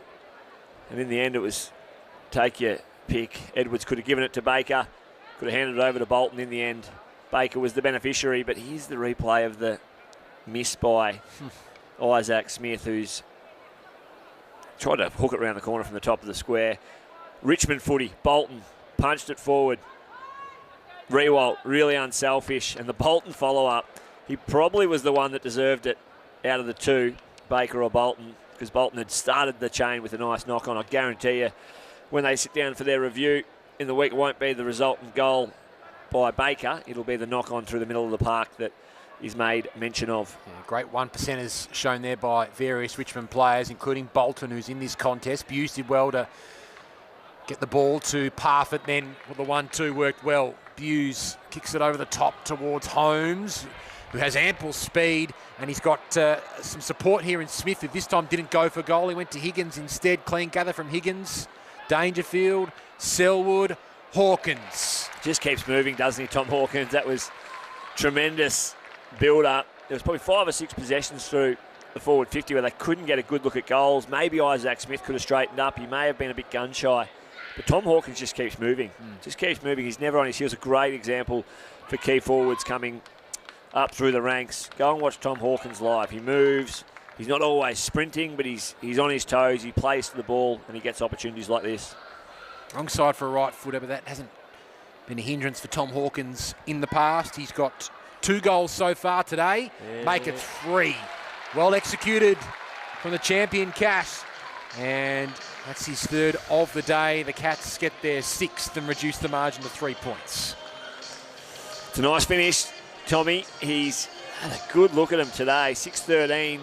So they've been inaccurate, but they reverse that from 6-13 to 13-6, and they're really trouncing the opposition. So good little connection at the moment between those players in the front 6 that are just getting used to each other a little bit. Stengle's adding a great dynamic. We've banged on about it a little bit. He's added that ability to be really dangerous, get to the fall of the ball, actually absorb one of the key lockdown defenders from the Tigers. So often I think the Cats, it's been the missing piece. A defender from the opposition could float off and target the player they want to play on to then become the spare. You won't be able to do that on Tyson Stengle. Radaglia starting this term in the ruck, but Martin Sharks the hit out there. The Cats in defence though, trying to rebound. Or the hand pass from Stewart to Zach Guthrie was dangerous, and that is a wonderful forward 50 tackle from Jack Riewoldt. He's earned himself a shot at goal. Pleasing. February 26th are we at? 26th or 25th? 26th today, Mick. Anyway, it's still February. Yes. And for Jack Riewoldt to be hungry enough to follow up and lay a great tackle like that, pin the arm a little bit, I did see on the monitor, but he gets the result. Tom Stewart just threw it away in the end, and yeah, February, to see that's where the habits are built. You can't just flick the switch in September and get those habits back. He's nailed it, Jack Riewoldt, his first goal of the match. The veteran, 305 AFL games, 715 goals, 3-time All-Australian, 3-time Coleman medalist, 2-time best and fairest, and just continuing to not slow down as well. Such a team-orientated player, but also we saw last year 51 goals. He's still able to hit the scoreboard. He is. And he's similar to a lot of the players for Geelong. People have been waiting for Jack to deteriorate and come back to the pack, and maybe the end becoming closer. But he's just one that continues to pop up, and that team and selfless nature of which he'd be one of the first to admit, I'd imagine, wasn't at the forefront of his thinking and game style early in his career, but when the team success started, it was off the back of some really selfless acts by players like Jack Riewoldt. Great hands from Holmes to Narkle inside 50, Dangerfield to Smith on the right boot, chips it over the top. Set a bit of a task there for Atkins. Clean gather there.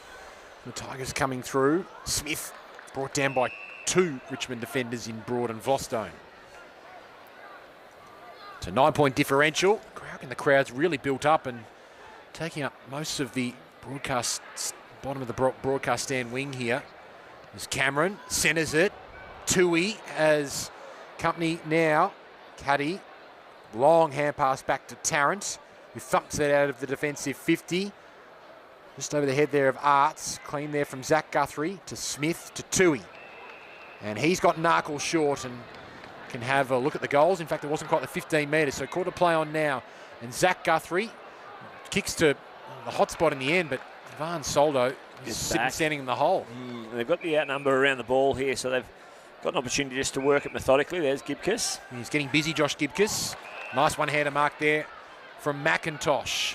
DeConing from behind, spoiled Bolter, and then got the ground level ball. Just changed direction and fell over at the wrong time. Baker sees it over the line. He's had some moments, DeConing. Good, bad, and indifferent today. So a real opportunity for learning, isn't it, this time of year, especially younger players that are still trying to find their game. Yep. You know, you can do as many pre-season sessions as you like against your own teammates where it's a bit more modified, but once you're out there and you have to sink or swim on your own, there'll be some huge learnings for him today to take into the season. Holding free kick against Radaglia going the way of Soldo, who has made a really impressive return from injury. He's hoping for Bolton, or Riewoldt from behind. Bolton kept his feet, gathered cleanly, snapped a terrific goal. That is all class from Bolton. who puts another through for the Tigers. That's 3 goals so far for them this term. And he can do that. Like, that's, yeah, we see the flashes of brilliance, but he's built his game today off the back of 1%ers and team acts. So there was a huge amount of controversy, or not controversy, but focus on his tenure and where he would go and what contract he would sign and where. He stuck fat with the Tigers. Nice finish, but I do allude to the previous goal that was the running in, or 2 goals prior, where it was a run and gun and ended up an easy over the top for Liam Baker. It was off the back of this guy's ability to get up the ground and knock the ball on and do team things and get his knees and hands dirty. And eventually footy karma comes back and gives you a big kiss, as it did there. So Bolton gets his first. The Tigers get their 10th. Yeah. Remember, in the middle of a 6-term game today, with most of the AFL players certainly to take part in the first 3 terms, as Dow gets the clearance. And in front, Riewoldt brought it to ground. Zach Guthrie pounced, handballed it towards Tuohy's advantage, but he went out of real estate. Josh Caddy just behind him. Caddy, who started his career at the Suns, then went to the Cats and found his way to the Tigers, a 2-time premiership player. Prestia runs into a big Atkins tackle. He's one of the best tacklers in the business, but he did well in the end not to give away a high free kick. Forces a stoppage. Prestia again, just overran him though. Selwood sends it along the deck, clearing the defensive 50, and Arts is satisfied to see it over the line. So from a Richmond perspective, Mick, after such a disappointing finish to 2021, what do you want to see, particularly in the first 6 rounds, to set the tone for their 2022 campaign? You'd like to think they can stay nice and healthy and keep their best players on the park. It takes, well, I wouldn't know because I was never up the top and involved in clubs that won 3 out of the top 3 premierships out of 4 seasons, but you'd imagine it would take its toll. You're the hunted so often, and it can wear individuals down and the collective down. So they would have had a nice freshen up. They would have had the longest off-season they've ever had. So the ability to stay nice and healthy, nice and fresh, should give them a really good kickstart to the season. Close inside 50 to Cameron. It was made to earn that by Gibcus. But he's in within goal-kicking territory. He's a long left-foot kick, Jeremy Cameron. But there is an element of that personal experience in my time within the AFL, 2012 to 2015, 4-year patch of playing finals and playing significant finals, and then a year of dropping off the cliff. You do notice when you have that extra 4 weeks of off-season, you can freshen the body up, you play the less matches, and give yourself the best opportunity going into the next season. Idea was right from Cameron, but kick wasn't well executed. Set close to task. Cam Guthrie goes back to Cameron, who might get it to close in the end or fall a little bit over the top to Stengle, who's been a big shining light for the Cats today.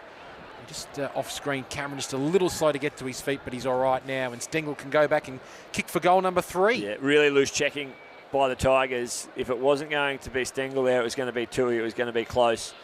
They could have really raffled it in terms of who ended up with the mark, and Stengle was coming at the footy, and they're making him feel nice and valued, nice and good today. The new man in the number 18, vacated by Charlie Constable, who's now on the glitter strip up on the Gold Coast. Yes. Stengle's got 3. Welcome to the Cattery. Tyson Stengle making a big impact in this pre-season practice match and giving Cats fans a glimpse of what might be in 2022. Absolutely, isn't he? And be interesting to see what they do after the 3rd period with a player that's absolutely airborne at the moment, Tyson Stengle. You'd imagine they'd be ripping him off the field as quickly as they can and prepare for their official practice match next week. Yep. Joel Selwood spending some time through the middle of the ground now. As mentioned, Max Holmes has been the player that has come up and spent a fair bit more time through the middle of the park at the expense of Joel Selwood for most of the afternoon, in terms of Joel spending a bit more time on the outskirts, forward and on the wing. So see how he goes amongst this one. Thompson Dow be learning, both Vic Country products. Yeah. One a fair bit older than the other. Yeah, Dow has spent a lot of time at the centre bounce today, along with Jack Ross as well. Thompson Dow, of course, the brother of Paddy Dow at Carlton. And both ruckmen in the end missed the hit-out opportunity. Allowed the Cats to clear, though, Cam Guthrie received the hand pass and went to Higgins. Almost a sharp one-handed grab. It may have been not held by Vlostone according to the umpire. And Bolton has some space, and that's always a dangerous proposition for rival teams. Finds Edwards on the left, but just sitting in the right place at the right time. Zach Guthrie, who's looked quite accomplished across half-back today. To Blitzarves. Almost every single player on the ground in front of Mark Blitzarves at the moment. De Koning. Talked a little bit about how he's going to have to step up in 2022, and he's only has one AFL game to his name. That kick is off target. Pinched by Baker away from Bews. Now the Tigers have lots of options inside 50, and one of them is Castagna. Yeah, hard to defend that when it's coming back. When you hand the football back to them, it's hard to defend because naturally, offensively, the Cats were setting up and looking to get the ball moving into their front half. But if you kick it straight back to them in the attacking mid position, it's going to be hard to defend. Jason Castagna, triple premiership player, puts it to the hot spot, and Bolter raises up, as did Stanley and De Koning. And that's what Cats take fans. two. Yeah, Cats fans would love to see De Koning take that big contested grab, and that's a better kick. He's got Zach Tuohy in the pocket. 226 game veteran across his career with Carlton and Geelong.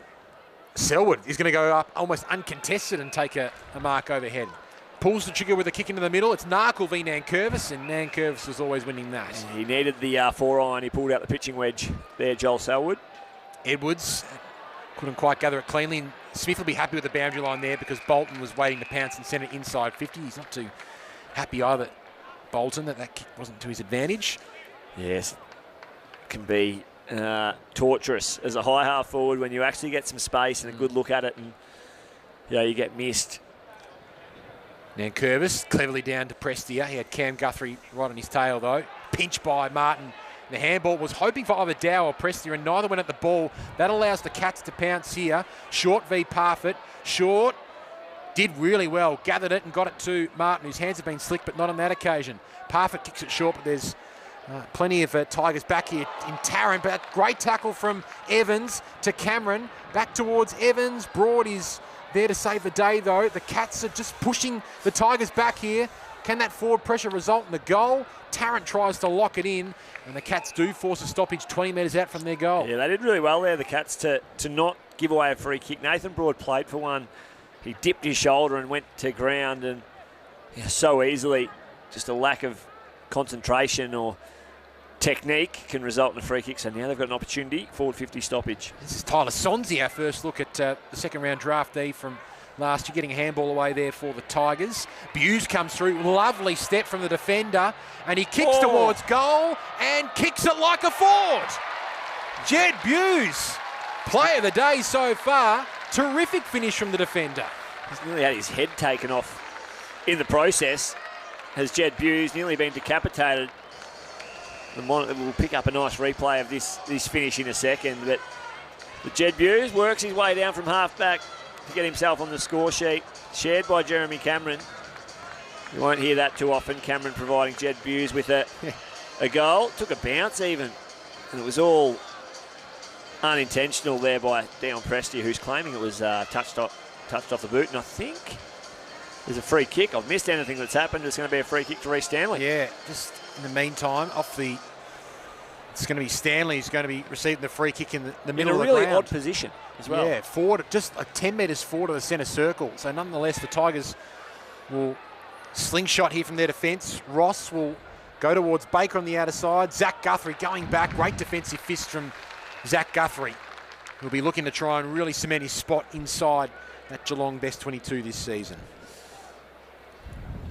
The fatigue's becoming real, isn't it, for a lot of these guys it'll be 90 minutes of red-hot football for them prior to the changes being made, we assume, shortly. Cats move the ball up towards half forward. Dangerfield involved there. Ralph Smith had a bit of the ball across the first two periods. Hands it off to McIntosh. One-on-one here, Kolajasny and Caddy. Well done by Kolajasny. Goes back to Stewart, who retreats to Blitzarves. The Cats will look to switch here towards the broadcast wing. Bews, who was inside the forward arc just moments ago, kicking a goal, now seeing it up from the defensive arc. They've done well to close that down, the Tigers. All worked across really hard. Bolton, Edwards, now they're forced to double switch, which isn't ideal for the team with ball in hand. Zach Guthrie to Narkle. Well way to kick. So they've just gone ahead of into their forward half here, the Cats. Narkle, who re-signed with Geelong. So he was involved in a lot of trade whispers throughout the 2021 season. Inside 50, Radaglia raising up. Dalhouse at ground level. A little handball away to Stanley, hoping he could try and feed it out towards Parfitt. Feigned the kick on the right, went with the left. Just missed. The Cats are really edging close to usurping the Tigers on the scoreboard. With his work in the shoebox there, Brandon Parfitt. Yeah, Narkle was a big signature for them, wasn't he? In terms of the short term, I think it was only a one-year contract, so keeps his options open going into next season. If that opportunity doesn't expose itself full-time, which we would assume it would, given some departures and giving some aging players. What a great fly from Tom Stewart. He's back in the hoops and back doing what he does best. He does that a lot, and he never lands on his backside or his back, which makes it look twice as good, Ben. So I know he opens himself up to the possibility of injury, but let's put a bit more showtime on it. Speaking of showtime, Jed Bews kicked a goal before, just selling some candy there. Stolen by Close off the handball. They're finding some rhythm here, the Cats, and Close is going to get a free kick for a hold and can put the Cats in front with this kick. And I'd imagine, with 7 minutes 20 to play in the third period, we're watching this in terms of, yes, there's 3 periods to go on after this one, but both coaches' boxes would have an intimate awareness that, let's play to win this first 3 periods. So Cats have done really well to claw back that 2 to 3 goal deficit, and the Tigers will need to look to shuffle some magnets or shift some style to bring themselves back an opportunity to win the first 3 periods. One of the most improved players at the Cats last year puts the Cats in front. Brad Close with his first of the day. It's the first time Geelong have led since the early stages of the first quarter, and they have really got going in this quarter. That's now 4 goals to 3. And it does replicate the dominance on the stanza. I'm still not sure what to call this this patch of six blocks. But anyway, the opening stanza, I will refer to it as, has been dominated for large parts by the Cats. 23 scoring shots to 14. The Tigers have been efficient when they've gone inside forward 50 and had some opportunity. Tom Lynch, a noticeable absentee in the past period when the Cats have really got their skates on and got moving. So, some things to have a look at if you're in the Tigers box and you're looking to win the opening stanza. Geelong regain the lead here at GMHBA Stadium, and Dangerfield goes into the middle and wins the centre clearance. Cameron in front takes the chest mark. Radaglia is deep, but you get the sense that Cameron is wanting to have a crack at the goals here. It was a big name signing for the Cats just over 12 months ago. Injury interrupted first year with Geelong, but he's a star of a key forward, and he's just pulled it again. He's had lots of opportunities today in front of goal. Jeremy Cameron, he gives the Cats a 5-point lead. Have you seen the Geelong forward line synergy? Yeah, it's much the same, isn't it, in terms of the main avenues to goal. In terms of the big guys, has been Cameron and Hawkins. Radaglia hasn't had a good run and jump at it. Zach Guthrie takes a nice mark, but the inclusion of Stengle, we've banged on about it. It will give them some real spark in the front half. Tom Stewart's given them ample spark inside 50. Stengle is there.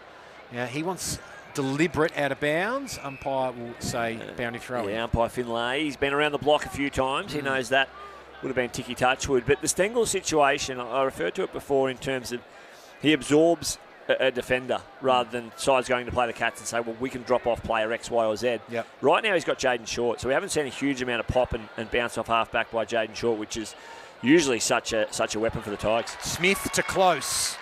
Great work out of the stoppage. The Cats have found their groove in this third quarter, and Close can look to extend that Geelong lead, which he gave them just moments ago.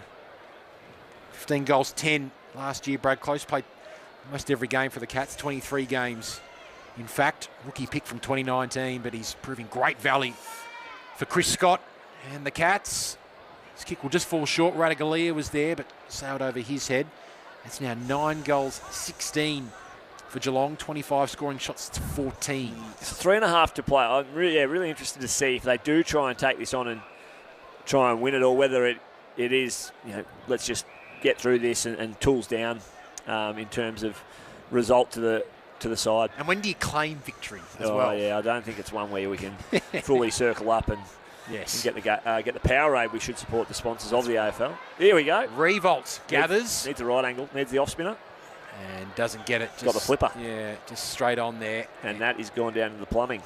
They haven't had to do too much work today, the construction workers. There's no overly patriotic construction workers either. At Icon Park on Thursday, there was tools down officially. I think from 9:30 a.m. across till lunchtime, and 3 or 4 of them brought their either Carlton or St Kilda jumpers to support the boys with their hard hats on. And the best smokos, no doubt, of their careers to date. As Smith through the middle of the ground to Stengle. Wasn't interfered with according to the umpire. Close. Tries to run onto it. Stengle is there as well. The 2 small forwards working in tandem here. Stengle picks it up and kicks another. He can't be stopped. Tyson Stengle has 4 for the Cats and continues his very eye-catching first performance in the hoops. Well, he's gone from a supplementary pick to getting an opportunity in a practice match with a very much unknown situation around what goes on into the season. But I think his magnet, Ben, may be firmly planted alongside your Hawkinses, your Camerons for round 1. There's still probably a little bit of work to do in terms of who else joins those names in the front half, but at the moment you can most certainly put in 3, and Stengle is one of them. And just seeing Close and Stengle work in tandem, I think Close brings lots of energy as well, but Stengle probably just has that little bit of extra class and maybe goal kicking now as well. Those 2 working together is promising. You've summed that up brilliantly. The best combinations or the best teams so often have the 1-2 punch in terms of small forwards. You think about the Hawthorn era, 13 to 15. Riewoldt was the one. Luke Bruce was a bit of class, but Paul Piopolo was the warrior. He did all the work, well, not all the work, but a lot of the work to get the other guys the opportunity. Dangerfield out of the middle, deep inside 50, off target as well. Yeah, the Cats have really dominated in the past 10 minutes or so. They've kicked the last 4 goals of the match and 5 of the last 7. And that has equated to a 2-goal lead. Kick out from the Tigers. McIntosh has really owned that outer wing today. Marks at half back.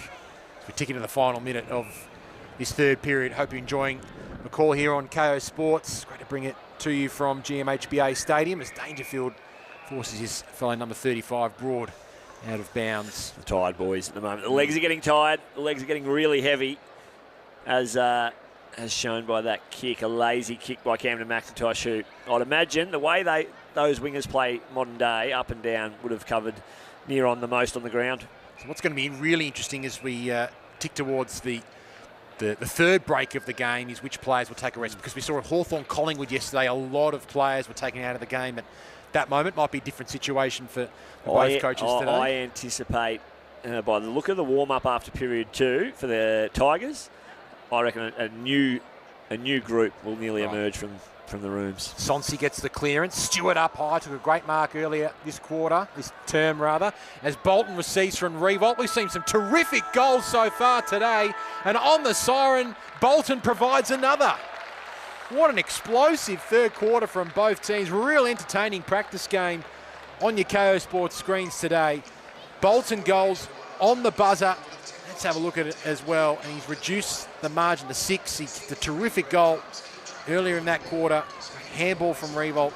Bolton, that's almost trademark him, that snap around the body. He's got 2.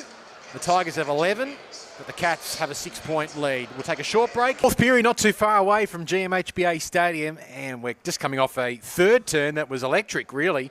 We saw the Cats kick 5 goals 5 to Richmond's 4 goals 1. That's led to a Geelong 6-point lead at the 3 periods in. Essentially, it's half time of this six-term game here at GMHBA Stadium. Ben Waterworth with you alongside former Suns and Dockers midfielder, current Werribee VFL coach Michael Barlow, and we really see the goals start to flow in that quarter. Yeah, but I'm just admiring the V-line heading past South Geelong Station there, back towards the Big Smoke. No, I'm getting picked up. I caught the Rattler down, and the fiancé will pick me up and run some errands and say hi to some people in Sleepy Hollow before heading back tonight. But it's very good to see for everyone involved that, the main cohorts have stayed out there for the fourth period. So, and maybe we got a little bit of a sneak peek in terms of Richmond weren't chasing the game towards the end of that third period. So both teams looking for a genuine hit out for probably their best 24 to 26 players.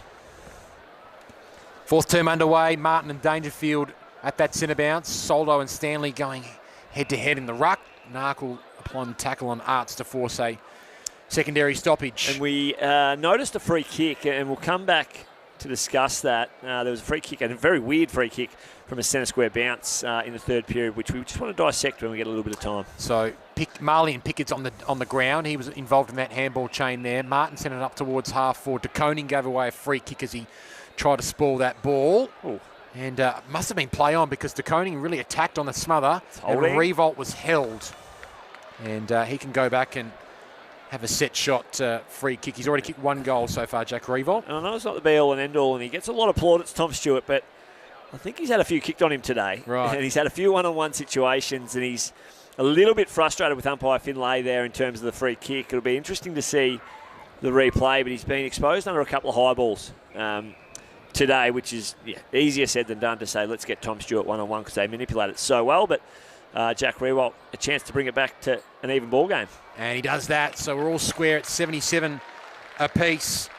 Just speaking of Riewoldt, he's got 2 goals now. But just speaking of Riewoldt, as we talked about a free kick that happened after the Jed Bews goal, a terrific goal it was as well. You noticed that Jack Riewoldt was arguing the umpire that he thought it had been touched off the boot. As a result, Riewoldt was, and this is via Pete Ryan from The Age, picked this up. Very reliable source. Free kick paid against Jack Riewoldt after demonstrative dissent to the umpire after claiming Jed Bews' kick for goal was touched. Yeah, Dion Prestia put his hand up and was the one that ended up decapitating Bews and claimed he had a finger on it. And Jack Riewoldt, who would have been a fair way off the play, may have had a thing or two to say about it. So, well, it must have been exactly where it was paid. Which was just forward of centre for Jack. So I think if you were running a book, you might have thought that Jack Riewoldt out there today may have been one to actually get that rule implemented. Yes. Here's Cooper Stevens, high inside 50. Cameron with a big leap. Selwood is there ready to crumb it. Soldo, clever. Very Volleyball. clever tap, yes.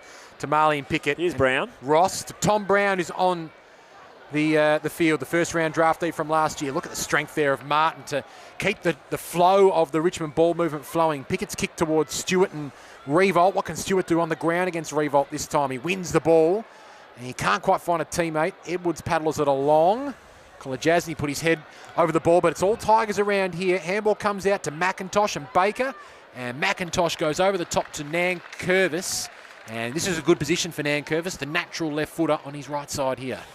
So he's backed himself in a couple of times by foot today, Nankervis. So tell you what, he's airborne in terms of confidence. They've announced him captain.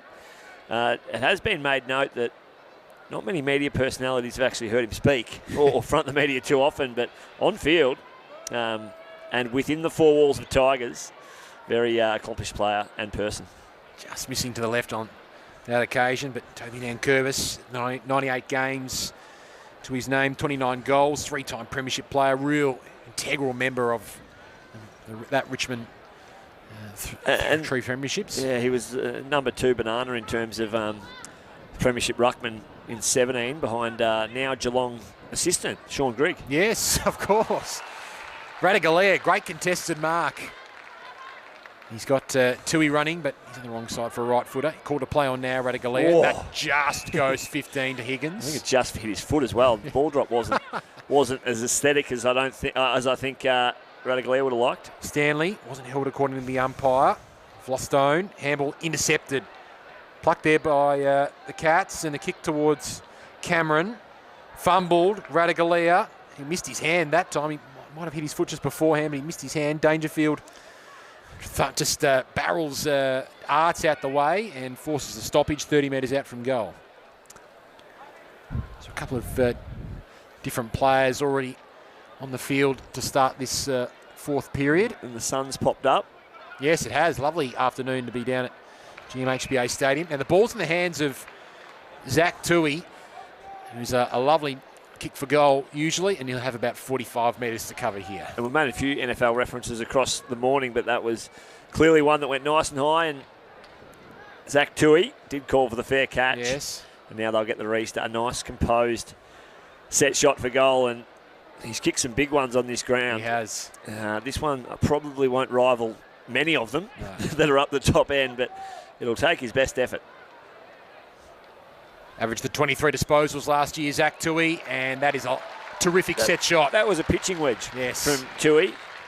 Most players at this level even would have to go back and give it their full arsenal, but Zach Tuohy, fair dinkum, just sized it up, found the sweet spot on his foot, did a little hop, skip and a jump as well, which was a bit strange, but just stuck at the big quads, of which I think has some sort of artwork on it. Yes, it's been on there for a while, but not completely sure what it is of.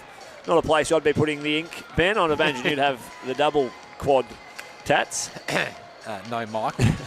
Can't say so. He's one of a number of 30-plus-year-olds on this list. Just counting them up now. I think that's 7. Certainly 7 that are out there today, and a couple more that aren't playing today as well. That list is still very heavily skewed towards the older range, but they've still got plenty of opportunities, in sense, to have a crack at this premiership.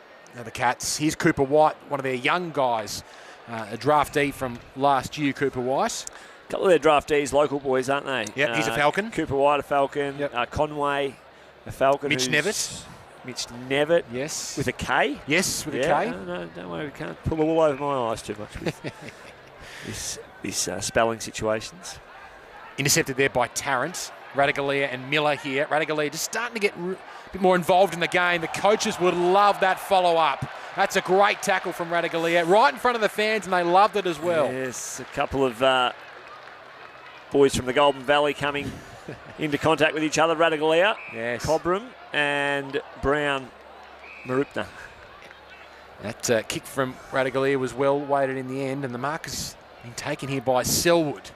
Now, Zach Tuohy may be able to pull out the pitching wedge from here, but Joel Selwood may need the 1 wood. And if he actually does go for it, which he does not, would have been an interesting effort. And it's thumped through in the end by the Tigers' defence. It's interesting you noted that Selwood has played a little bit more outside. High half forward a lot. And I'll tell you what will really help that, and potentially him to play that role a little bit more and not have the reliance of scoring too many goals and just being that high one that can get on the end of some chains. It is the inclusion of Stengle, who's the real goal threat for a small inside their forward 50. Pickett marks on the outer wing. He's got Martin short. And the Suns deserted us for the first 3 periods, but beautiful February day here at GMHBA Stadium now. About 26, 27 degrees at the moment, as that's a nice mark taken by Zach Guthrie, who continues to impress, playing across half-back today. Hoping for Radaglia, one-on-one with Miller, and there's a hold against Miller going the way of Radaglia, who's starting to cause a few headaches for the Tigers. Cats take the advantage, and Cameron marks, and all by himself in the pocket is Stengle again.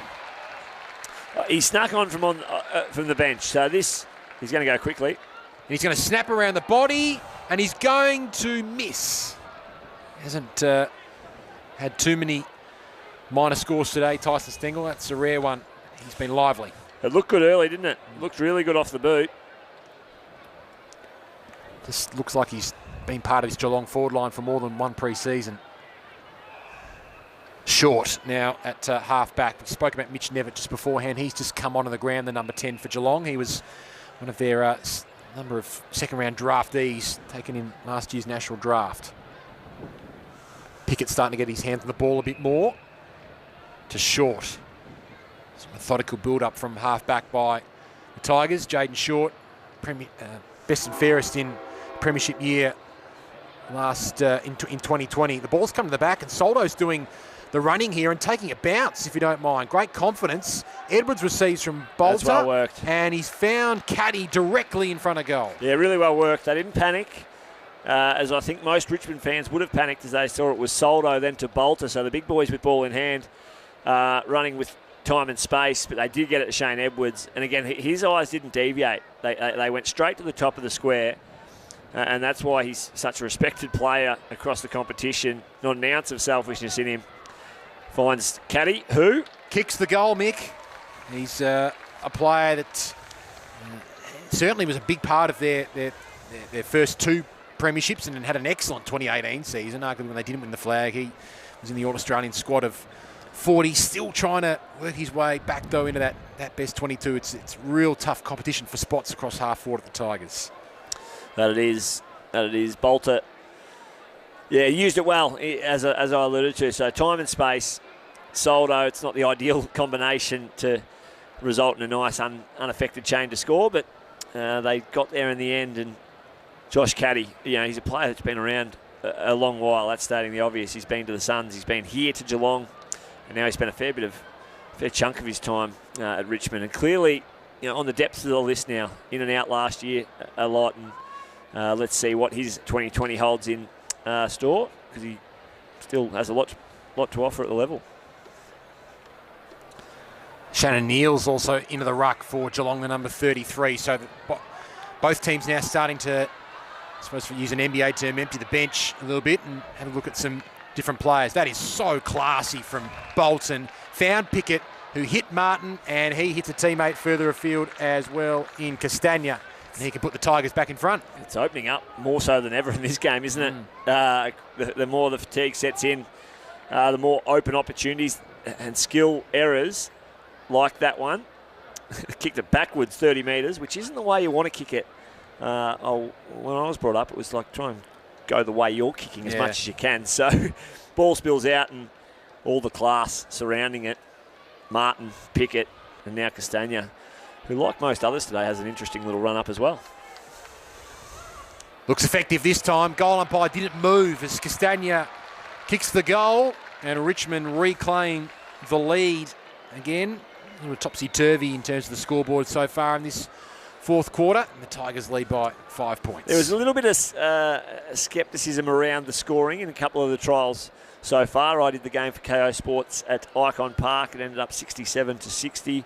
Relatively dour affair across 4 quarters. I think Geelong and Richmond have heard that and said, don't worry about us. We will make this nice and enjoyable, nice and open as it is. So 30 scoring shots to the Cats, which again, Tigers are sitting there potentially thinking, how's our team defence look? Yeah.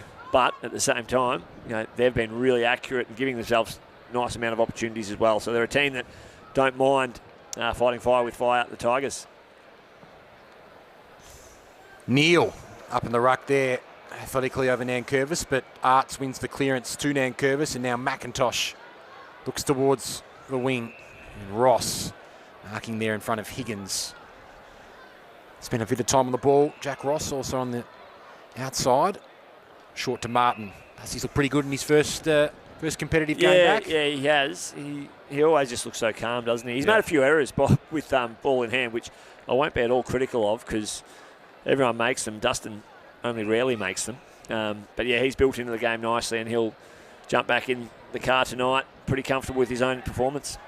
Powerful kick inside 50 from Martin. Nankervis is there, as was Bolton, who's had a terrific past couple of terms. And sizzling kick from Ross to Edwards, who plays on. His players in the goal square. Didn't quite get to Riewoldt, and there's Nick Stevens going back and taking the mark. Yes. What was their biggest enemy there was their lack of selfishness. That's a goose step and a half. Tom Stewart, he's had a very impressive first game back. His kick, though, just had a bit too much juice in it in that contest. Yeah, the unselfishness ended up being the Achilles heel in Shane Edwards. 40 out, he had 2 options spare, and he just mishit the kick where, from 40 out directly in front on the run, he'd probably 9 out of 10 nail them. Martin, kick speared inside 50. Bolted has fumbled. Caddy, lovely step through. He's got Baker over the top. Got a bad bounce, Baker. Quick hands off to Castagna. Just fumbled at the wrong time. Zach Guthrie arrives. working with Higgins and Atkins via hand, and short to Narkle. And Mark's just in front of Ross, not the 15 according to the umpire, so it'll be tossed back in. A bit unlucky, isn't it? That the 15, very hard to adjudicate. You see some paid that are 8, and you see some not paid that are 28. Yes. So opportunity here for the Cats through Narkle to clear. Over the head of Radagalia. Stengle working high up the ground to Dalehouse. Haven't seen too much of Dalehouse today.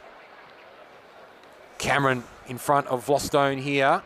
Ball just carries both of those players. Talking about, just going back to the Tom Stewart discussion, where he's had a few kicked on him today, but with no Henderson and no Taylor, maybe he might have to take a little bit more responsibility for a man this year. Yeah, there's a little bit of that. Now, they'll clearly want to keep him in the position they've got, as Cats are a big chance to snuff one out here. They are. Hawkins has 2 to beat. Miller is there, and Hawkins is wrapped up. Yeah, and even as we speak, Tom Stewart might be off the ground having a bit of a spell, but I was trying to see how they were trying to manipulate the situation behind the ball. As they always will, they'll always try and prioritise Tom Stewart as that floating defender. Bolton's got better as this game has gone on. Got a couple of goals. Shea Bolton, Castagna, and Arts just claims it before it hit the turf. In front of construction here at GMHBA Stadium, new stand being built. Make this stadium even better. It really has developed into one of the best in Victoria. Here's Cooper White, draftee, and gets his first taste of kicking out of bounds on the full here at GMHBA Stadium. So he's also saw Mitch Nevitt on the field. Toby Conway's the other second round draftee for the Cats. He didn't quite get up for today, the big ruckman, but they expect he's one they're as excited about as any, isn't he? Yes. Toby Conway. Yeah, they're expecting him to play against the Suns in the community series next week. Very good. His brother Sam's down at Werribee actually. Big Bews. Big ruckman. Yes. Come across from crosstown rivals Williamstown, but from Sleepy Hollow, so fair connection there. As again, we're getting towards the back end of this game, and I'm going to keep my eyes on just how both teams handle the situation, being a close game. Yeah. And again, I'm going to be fairly obvious in my prediction that the 5th and 6th period may see some more inexperience float onto the ground. Jake Arts is a set shot for goal here. He'll have to kick from just beyond 50. Made really good connection with it, and it's just off to the near side. Nice distance there from Jake Arts, but didn't have the accuracy. So Dangerfield back on the ground now with the Cats trailing by 6 points. This is Nick Stevens. Hasn't quite played any AFL footy yet, but he was pick 47 from the 2020 draft. Played some really good VFL footy last year, Nick Stevens. Might get an opportunity at AFL level this season. Dangerfield went up with the one Duke. Couldn't bring it down. The Tigers have ample numbers forward of the ball here. One of them is Sonzi, who kicks deep inside 50. Riewoldt will fly from behind.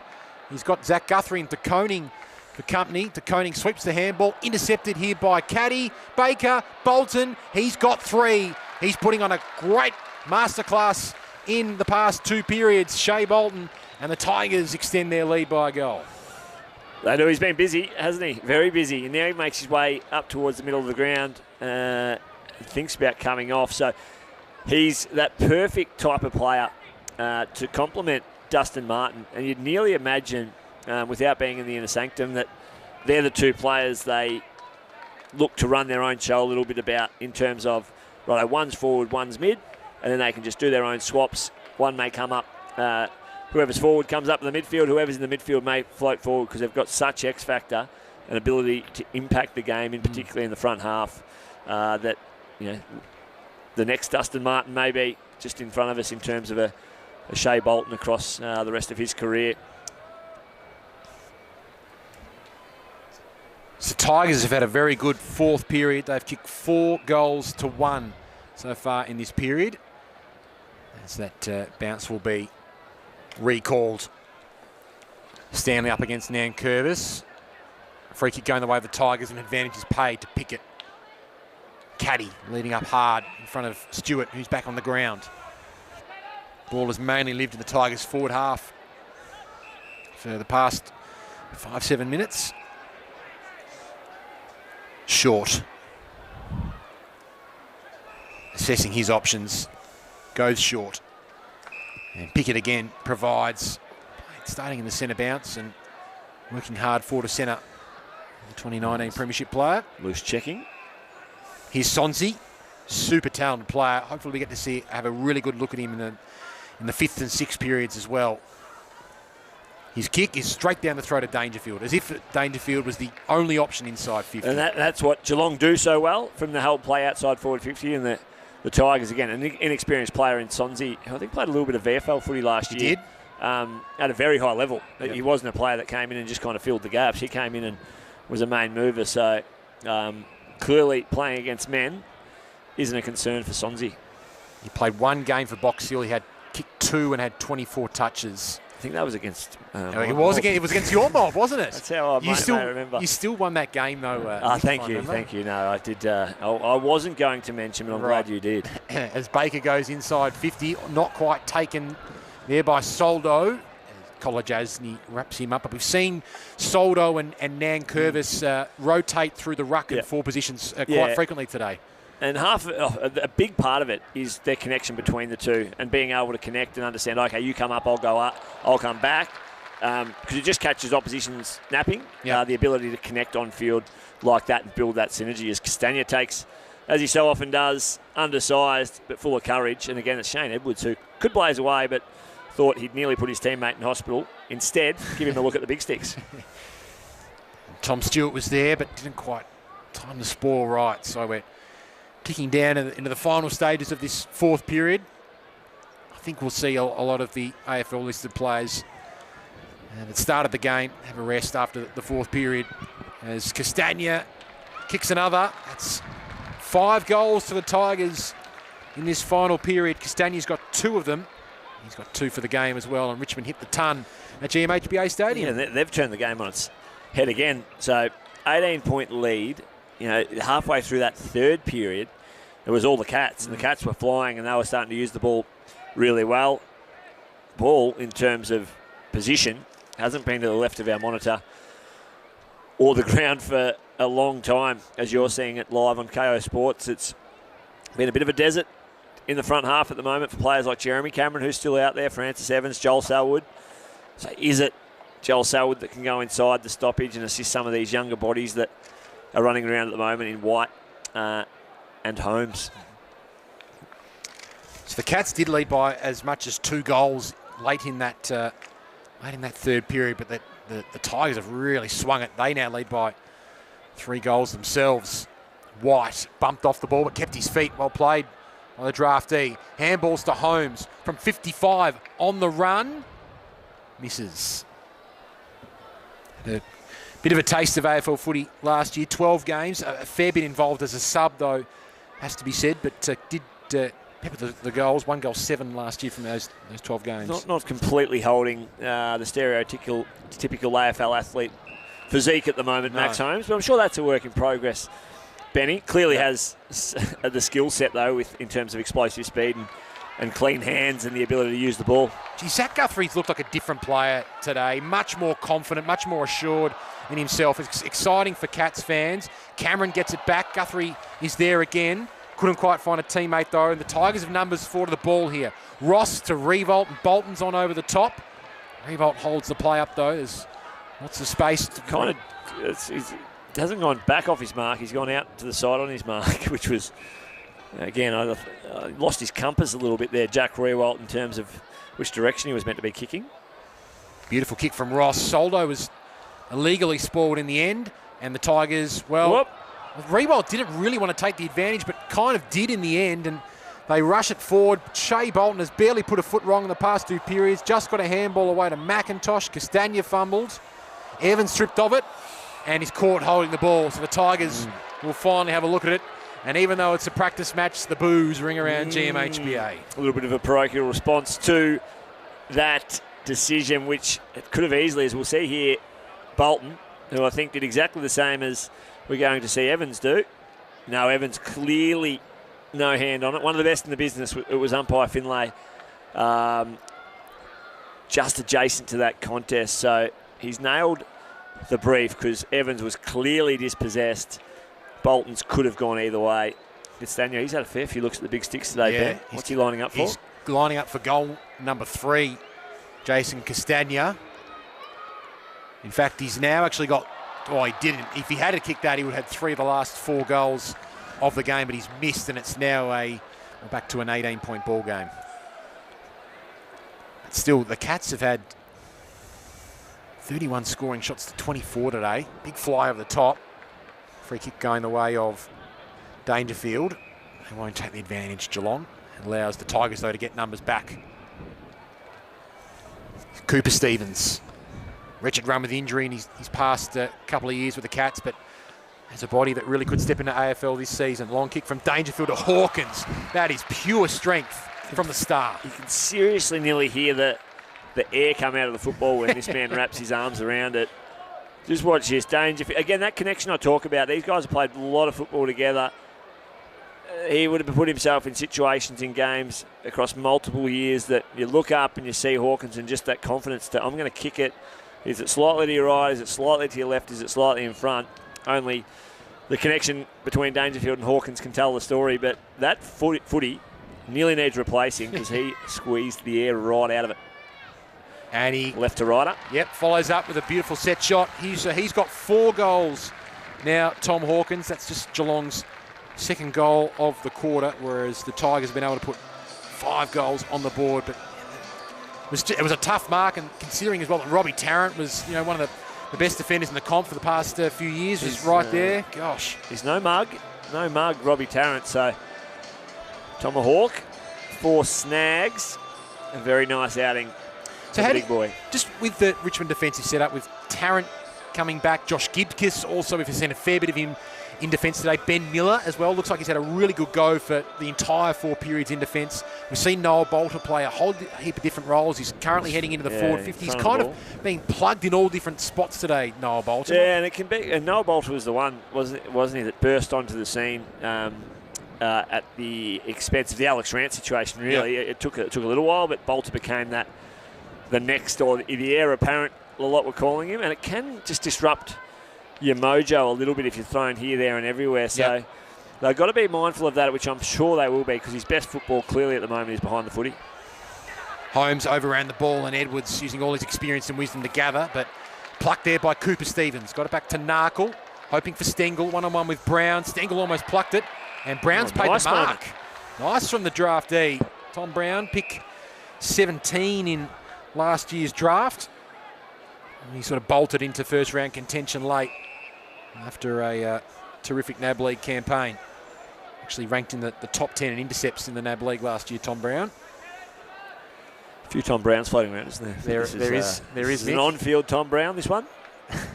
That's Flostone working in tandem here with Nankervis. Broad put under the hammer here. Hawkins just misses the tackle. Free kick is paid for the advantage is taken in the end, or is it going to come back? The umpires are just going to confer here and say that I don't think the advantage will be paid. The off-field Tom Brown actually DM'd me on Twitter once. Did he? When my Twitter had been taken captive for some time. It was my Twitter that had been taken captive, not me personally. Not you, yes. And I made a tweet about the Twitter being taken captive, and the off-field Tom Brown thought that was in reference to me physically being taken captive. So he sniffed a story. He sniffed a story, and I said, Tom, listen here, son, I'm okay for now. Thank you for that enlightening anecdote. I think I just needed to give us something as we head towards the back end of the fourth period. Yeah, no, thank you. You've just informed me we're staying for the whole 6, so I needed just to lighten it up a little bit. You have got a 10-minute break in between. Beautiful. Yes. Already had lunch. The fourth and the 5th, and then we've got a 6-minute break between the 5th and the 6th. High tackle is paid here to the Tigers. They're getting a good run of the green at the moment. Bounce was shocking for Baker, but he made it work with the one-handed pickup, but then turned it over to Narkle. He kicks towards the advantage of Evans, who's been lively today. He's got Brown for company, and Evans and Brown go at it there. Well played by Brown. Had McIntosh in support. Got the handball from McIntosh, and Brown's kick was beautiful to Ross. He's had a fair bit of the ball in this fourth period, and there's a lot of tired players out there at the moment. Sonzi was involved in that handball chain, comes out to pick it as we Kicking to the final minute of this one. Bolton raising up there over his teammate and Bolter. Ball hits the deck, and Bolton's just a little slow to get to his feet here, and he's clutching at towards his lower leg. We'll keep our eyes on that. As umpire Roseberry crosses himself here. Bolton's just a little slow to get up, being assessed here by the trainers. Tell you what, they get to him fast. I think both teams have nearly got out to him. Here's a look on the replay. Got up high. He's all skin and bone and limbs going everywhere there from Bolton, so a good result that he's up and moving, and might even have another crack at it here and put himself in more harm's way. No, he sensibly stays down. Yeah. Colin Jasny is wrapped up there by Riewoldt. Maybe one final time here for Baker to snap on the left and kick the goal. And that will take us to the end of the fourth period. Terrific snap from Liam Baker. And that is the end of the fourth period, and I think for a lot of these a lot of handshaking going on, Ben. Yes, a lot of these AFL-listed players, that will be the end of the game for them. It finishes with Liam Baker kicking his second goal of this game so far.